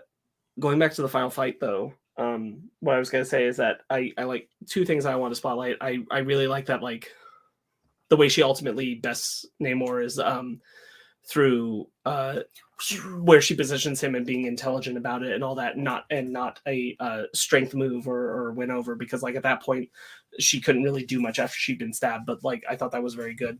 And then they do something really interesting that I thought was really thoughtful when I was watching it in the film, which is they give you this interiority of what Shuri's going through when she's holding down Namor ready to kill him, and she's thinking back to the events of the film, but she's like rewinding the attack on Wakanda. Like she's playing a if only this hadn't happened, if only this hadn't happened, then we wouldn't have to be like this, and making the choice of we need to find a different way. There has to be a different way to this. I yield. He yields. Good job. Yeah. Something that I want to showcase real quickly is when we learn very quickly that Talakon is the origin of the siren myth. I thought that was a really cool. I thought that was a really cool moment in the beginning, and this is also kind of me like want to talk about a little bit about the beginning, when the music from the people in the ocean is overwhelming the boat, and I think that's really well visualized. I really like the sound design there. Because like the music gets loud for the audience in the theater too. Like it starts becoming overwhelming for us as well, and we're seeing all these people being hypnotized and jumping into the ocean. I thought that was really cool. That is my favorite scene in the movie, because that's like, man, it's incredibly haunting. You just hear a beautiful siren song, and then it gets louder, and then it's like yeah, it is overwhelming. That was unexpected. Really cool. Like, man, they've been around for hundreds of years. Like, love it. Just love it. And remember, Lake Bell was in this movie for a hot minute.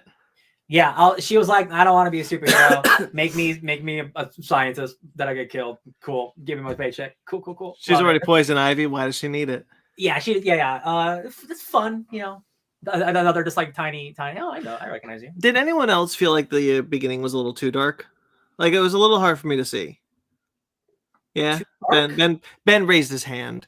The night scenes in the first Black Panther film I felt were a little brighter than the ones in this one. It was a little difficult for me to see. If it's a me problem, I concede, but I just want to say I did not notice anything. Are we talking about the ship attack? Mm-hmm. Oh, okay. No, I didn't feel that way. No. Yeah. Anyway. Yeah, I agree. I think the sound design is really good. I really like the haunting music thing. I think the score for this film is exceptional. The bringing back of a lot of the Wakanda stuff, but the new sounds for Talakon are all very good. I really like it. Kind of going back all the way to the beginning, I think the way they do the quiet, sad grieving for T'Challa, and then the kind of like celebrational grieving for T'Challa. Like we get the quiet moment in the woods, and then we get the big dance celebration ceremony. I think was really good. I like when you can kind of hold the sad with the celebration as well. And I thought they did a really good job of hitting that 100% emotion. I thought that was really cool. Yeah. and the final, but besides the post-credit scene, the final images of just Shuri just thinking back, and then we seeing like a little montage, and her the final moments of this movie is her crying. It's like, man, that's really beautiful. Like it's I thought it was a really nice way to end the movie. I did too. Oh man, yeah. Very sad. Again, like a little. I think it was the right way to end the movie. Very nice. Again, a movie that has kept you kind of buried under grief, and like pulling you back again to the reality of the grief in that moment, and is like, that's what makes it like, wow, it's really here the whole time. And then the post-credit scene happens, and it's like, it is a weird thing of, again, like, I really like the post-credit scene, but it is like the opposite feeling I have during the Queen's death, where like it is real life bumping up with fictional life, and like, oh man, like he in a way he is surviving through Black Panther. He has a son, like a weird. I had the opposite feeling, is what I'm trying to say, from the death, and I'm like, oh, this really works for me. A lot of talk about recasting T'Challa and all this stuff, but they did it without doing it. And they did it without redoing it. And I honestly think it's really smart, and I think it was really, really, really beautiful. I love that scene. I know people have varying opinions, but like I thought it was really, really beautiful. I don't know if I love the scene. I kind of wish we had stayed in the moment. Very much. Endgame has a very similar credits scene where it's very much like quiet a lot of the time. Mhm. I kind of wish we didn't have the mid credit scene. We don't have a post credit scene. I'm happy with that. I kind of also wish we didn't have the mid credit scene. I kind of wish we had sat in that feeling of Shuri's last feelings during that scene at the end of the film throughout the credits. That said, I'm not going to fight back on that scene at all. It's a good scene. I just felt like I kind of wish we had sat a little bit longer in that. It's not technically like part of the movie, so like it is like if it were at the very end of the movie, I might feel differently. But the fact that it is like separate from the movie and it is like a nice little like almost like a palate cleanser of like we were dealing with sadness, now that we're going to deal with life renewing. I might feel differently if it wasn't where it was, but it's obviously valid. Yeah, kind of like now that you've engaged with the loss directly, like Shuri, you can now hear about him and hear about life continuing on and moving forward. I think it was a smart move. I've long said that I think saying that you'll never recast T'Challa was always a mistake, because I don't think you can just say like you can't have that character anymore.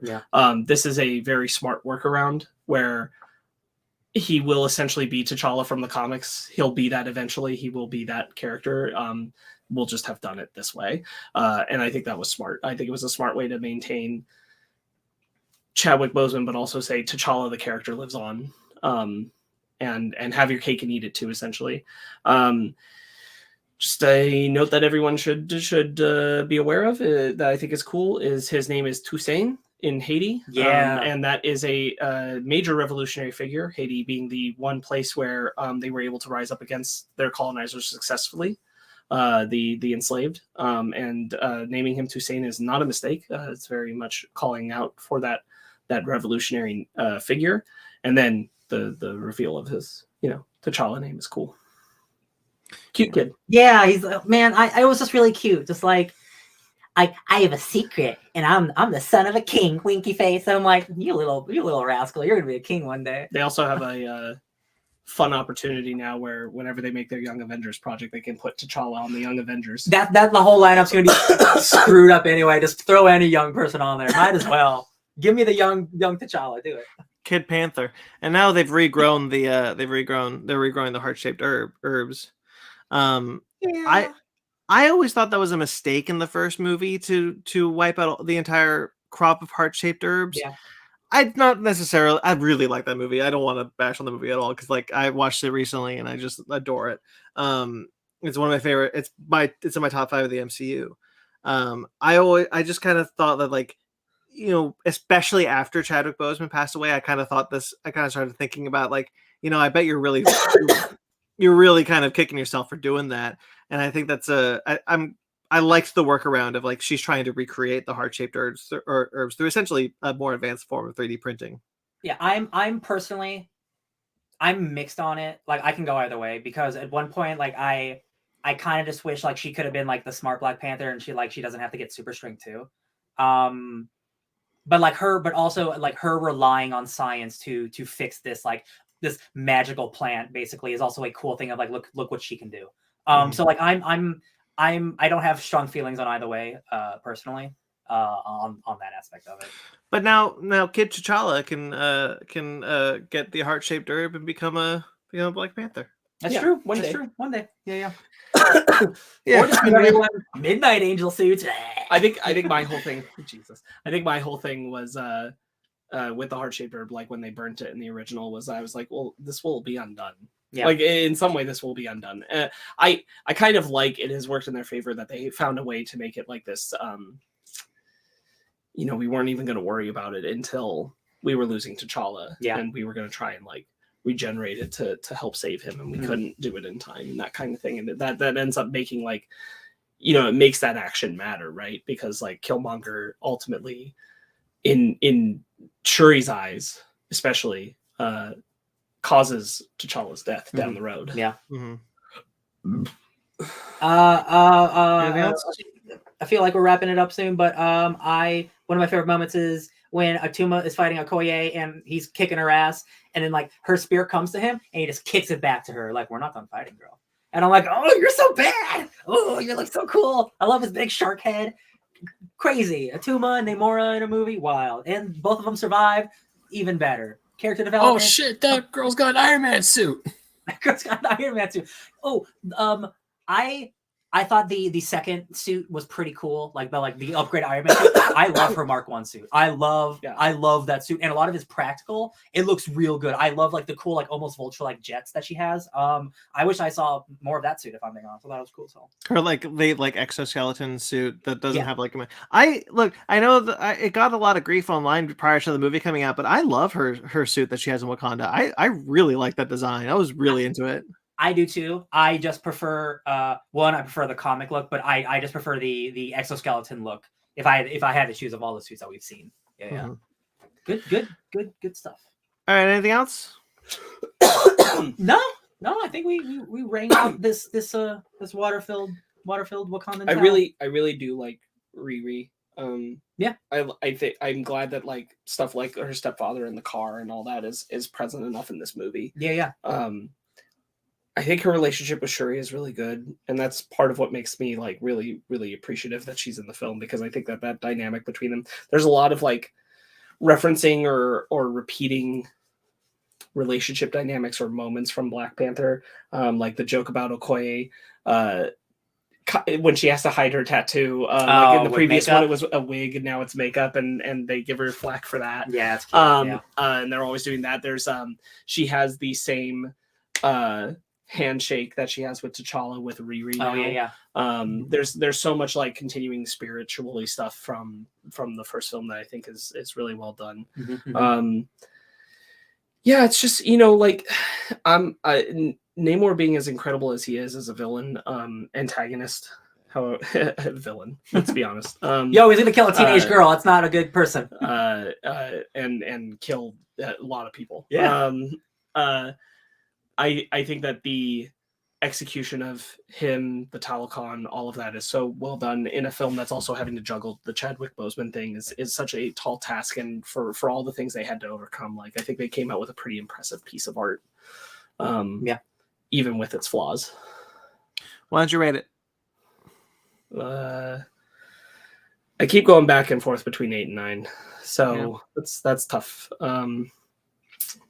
I guess I'll say 8.5 because I really don't know. I really feel like I know it's high. It's just I need to watch it again, kind of knowing what I'm getting myself into, and then I could really give it a fair shake, I think. But it's we'll say 8.5. I'm going 8. 8's a good score. 8 is not a bad score at all. Ben? Well, first, I just want to wish Brandon a very happy birthday. It is now past midnight, and his official birthday is right now. So, happy birthday, bro! Hashtag more than a fan. I just grew an extra year. Yeah. Hold on. Anyways, so going to the movie, honestly, I am stuck between a 7.5 and an 8, but I'm leaning more towards 7.5. Not that I think this movie is bad. It's just that it was good. I mean, it was good, but I can't walk out. I didn't walk out thinking, man, that was great. That was awesome. Even though I don't have a lot of negatives to voice about it outside, maybe it was too long, or they could cut some of Julia Louis-Dreyfus' scenes out. But my just gut feeling is saying it was good. It was good. So good is a 7.5. It's before you say it, Brandon. I said it earlier. Like it's just more disappointing that it's this movie that this has happened to, because like everything from the trailers and like again everything with Wakanda I generally like. It's just like it's unfortunate that this has also had to be part of the MCU still, and you feel it in a movie that should have just been about the passing of a friend. I think part of it is also real quick, Brandon. I think part of it is also like the artistic creation of things like Talokan, Namor, and what Wakanda is doing in the aftermath of their loss of their king. All that stuff is at like 9 to 10 level, and then you got some other elements that aren't. Yeah, and that's like where for me I know I'm rubbing up against, because I'm like, in a movie absent those things, and those things are much more minor compared to those big things, and these are like big bold things they've established so well in the film. Those things are so high that it's hard to let even the more glaring of the downsides weigh it down. Mm-hmm. I think you're all absolutely right. I think that there's a lot to like in this movie. There's a lot that I like in this movie. I really like Namor. I really like Shuri. I really like all the character work. The kind of the things that normally don't bother me about an MCU movie, I don't get as bothered by the MCU connections as a lot of other people. Sometimes I do, sometimes I don't. Like sometimes they're better incorporated, sometimes they're not. Like I try to take it in stride, but this was the one where I kind of felt like it was intruding.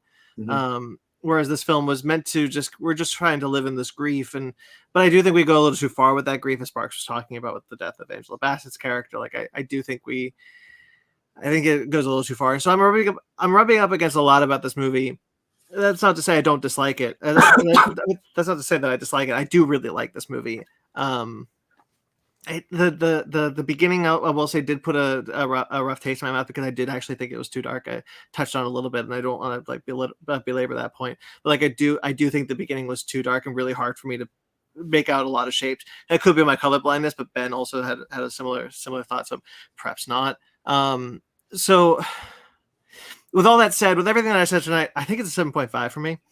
I really wanted this to be a 10 out of 10, and it's not necessarily that I'm disappointed in it. It's just that like I don't know. There's just something holding me back from it. We've talked a lot about it tonight, but yeah, it's a 7.5 for me. Yeah, it's a bummer that it happened to this one because like there is a incredible movie in here. It's just unfortunate that like some other stuff was also in the movie. Yeah. And then again, like 7.5 is a good score. Like I like this. I liked a lot of this movie. So I just want to like end on. I want to end on a positive note. I will always. You don't need to tell me. I'm the person. 7 is a good score. You can just like a movie. It's not against the law. Well, are you ready for your book club then, Ryan? Swing away.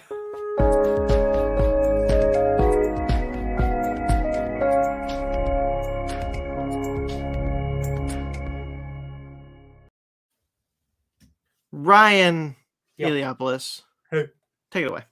What's up? They don't call him General or King. They call him Cuckoo Clan, unless it's the comic books where he's just Namor Mackenzie, white man.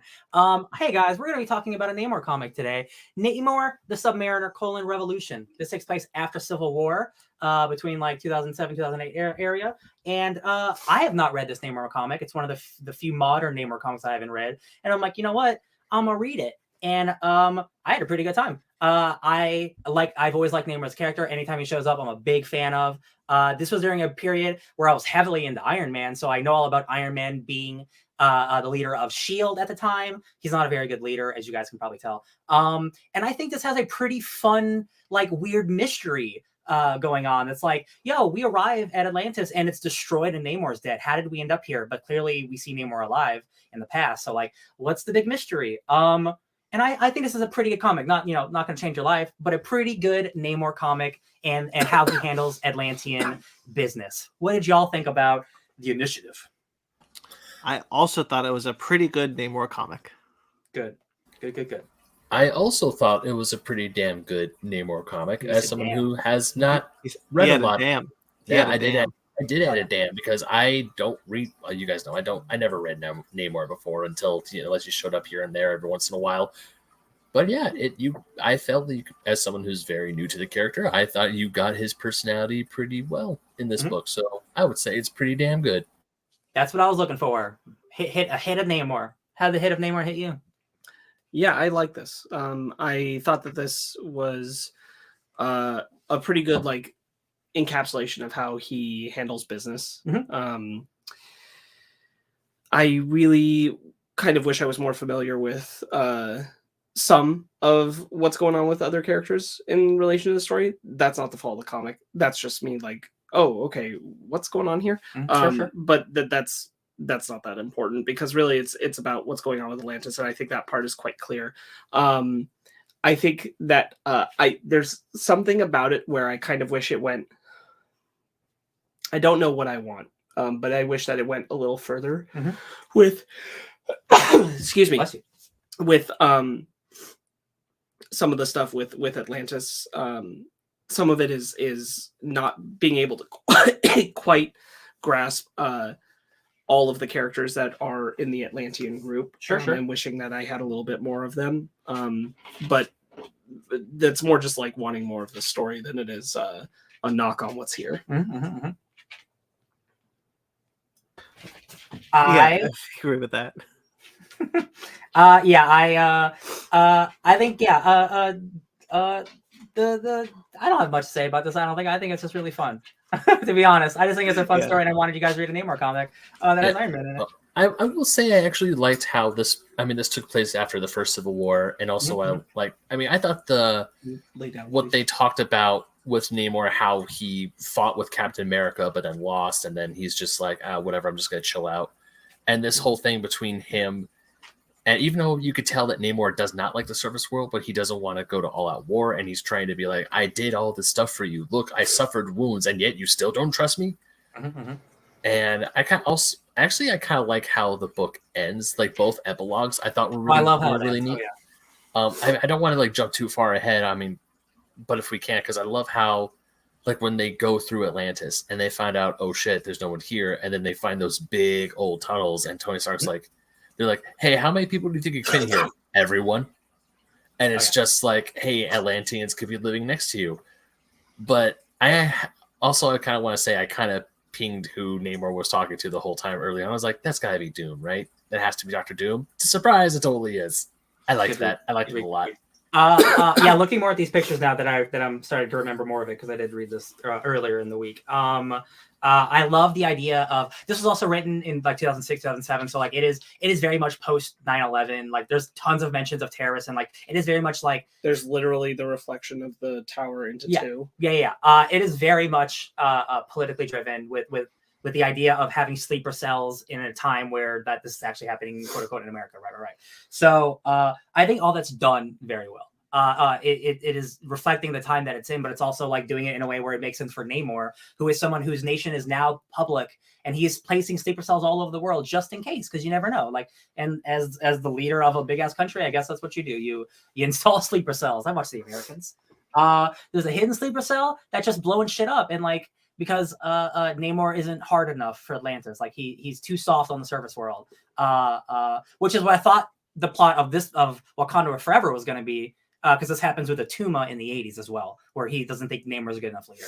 I think this book is pretty fun. Venom shows up. He goes to the X-Men. I want to, because you brought up Venom, I actually really like the Venom scene. I thought that was really cool. It's Matt Gargan as Venom at this point. Scorpion during the Thunderbolts run. Hell yeah. I thought Venom is portrayed very interesting because he's got eyeballs. You can see red eyes within the white big eyes. Normally it's the white eyes are just the thing.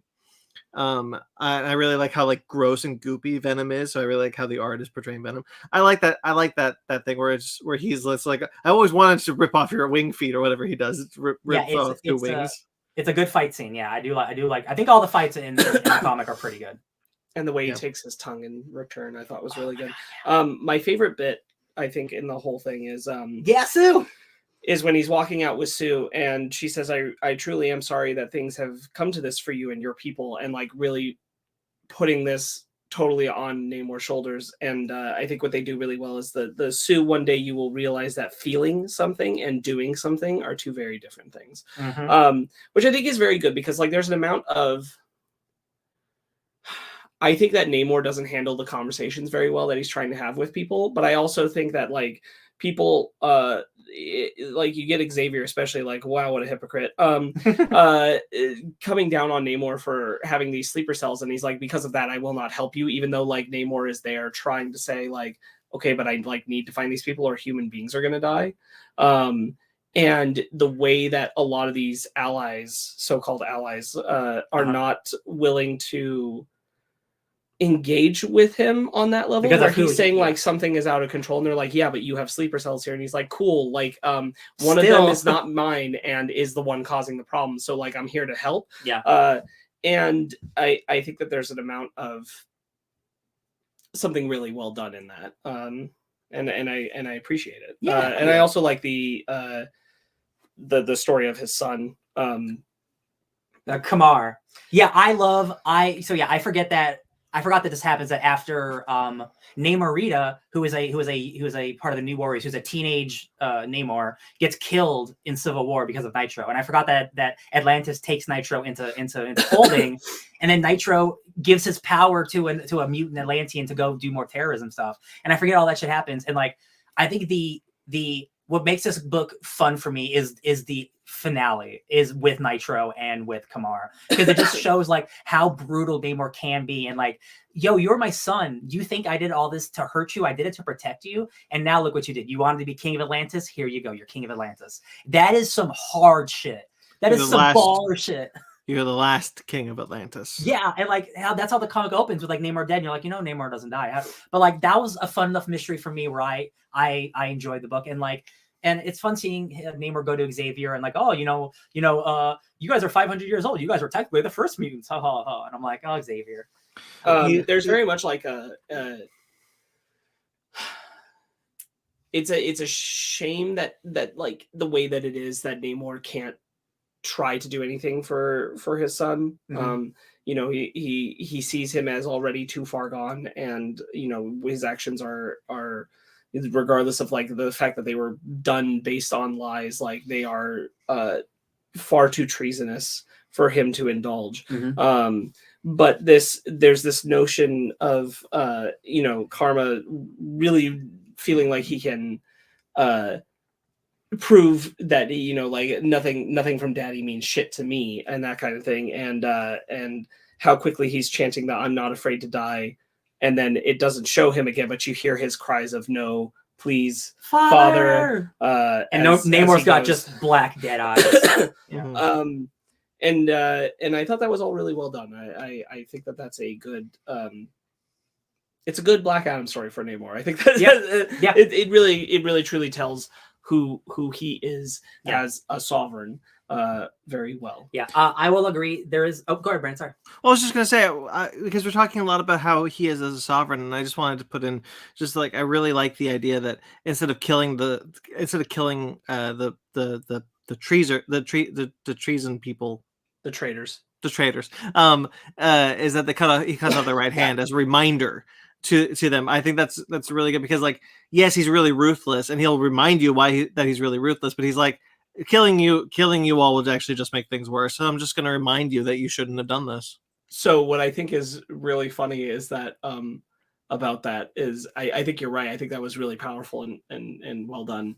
But when they go to the end and they're all spreading themselves across the planet, there's just a bunch of new people with no right arms. Yeah, just seeding into the population, I guess. Yeah, that's pretty good. There is an awesome ending where Asgard isn't a place that has people with Atlantis, and then a lot of them end up in Latveria with my boy Dr. Doom. That storyline, y'all, does not go anywhere because Atlantis gets just reset and everyone's just back in Atlantis. I was going to ask because that's a big bummer. Yeah, and I went looking for it because I'm like, yo, this story's awesome. And as far as I can tell, the shit just gets ignored. And if I ever write comics... The end? Question mark? Yeah, if I ever write comics in the future, I will come back to this story. Hey, remember in 2008 when this happened? I'll be there. 100% doesn't exist anymore. But that's interesting. Yeah. I remember reading... I think it's Aaron's Avengers early when Namor starts showing up. He's like rebuilding Atlantis, like he's calling everybody from Atlantis back. I thought that was where like the end point of that, but I guess it happened again. Atlantis' people were scattered. There have been multiple events that Atlantis has been part of. Also, there was a new Atlantis attacks, which is like a reusing of the name from the miniseries from the 80s, where bad shit happens in Atlantis with the champions of Atlas and stuff. So Atlantis is always having stuff mucked with. I'm curious now that Talokan, like I don't think they're going to turn Talokan into Atlantis in the comics. Like I don't. They don't need to do that. But I'm hoping Atlantis comes back in Resurgence because like Namor has always been a big character in Marvel Comics. Like again, like he showed up in Aaron's Avengers, like showing up all the time. Yeah, I love Namor. I just have a thing for ruthless dictators with a heart of gold. You remember when he told the X-Men to go after themselves when they came to him for Krakoa? Hell yeah. Hey man, he's still a mutant. Like because that's what their thought was, if I remember correctly, during House of X or Powers of X. And they're like, "Hey, you're a mutant. Why don't you have a place in Krakoa?" And he's like, You fools! Why are you? You're playing at building a nation, and like he just looked at them as like children to him. And I thought that was really cool. It is actually, God, it's so funny that you say that, because after this happens in 2007, Namor shows up in the 2010 X-Men run and joins the X-Men's team. That's funny. And I'm like, oh, continuity, schmontinuity. All right. Anything else? Nah, Namor's a cool dude. Blows up his sons. It's my turn next week. I don't know what it is, so I'll let you guys know it a little later in the week. Whoop, whoop. I have a few picks. I'm going through. All right. That'll do it. That's 305 in the bag. I almost was going to do Wakanda Forever, but I didn't feel comfortable doing it. Next week, it's looking like we're going to review the new Netflix film Slumberland. So stay tuned for that. And if we end up not doing that, stay tuned for whatever that is. Yep. Make this. I'm going to take a breath and then do this again.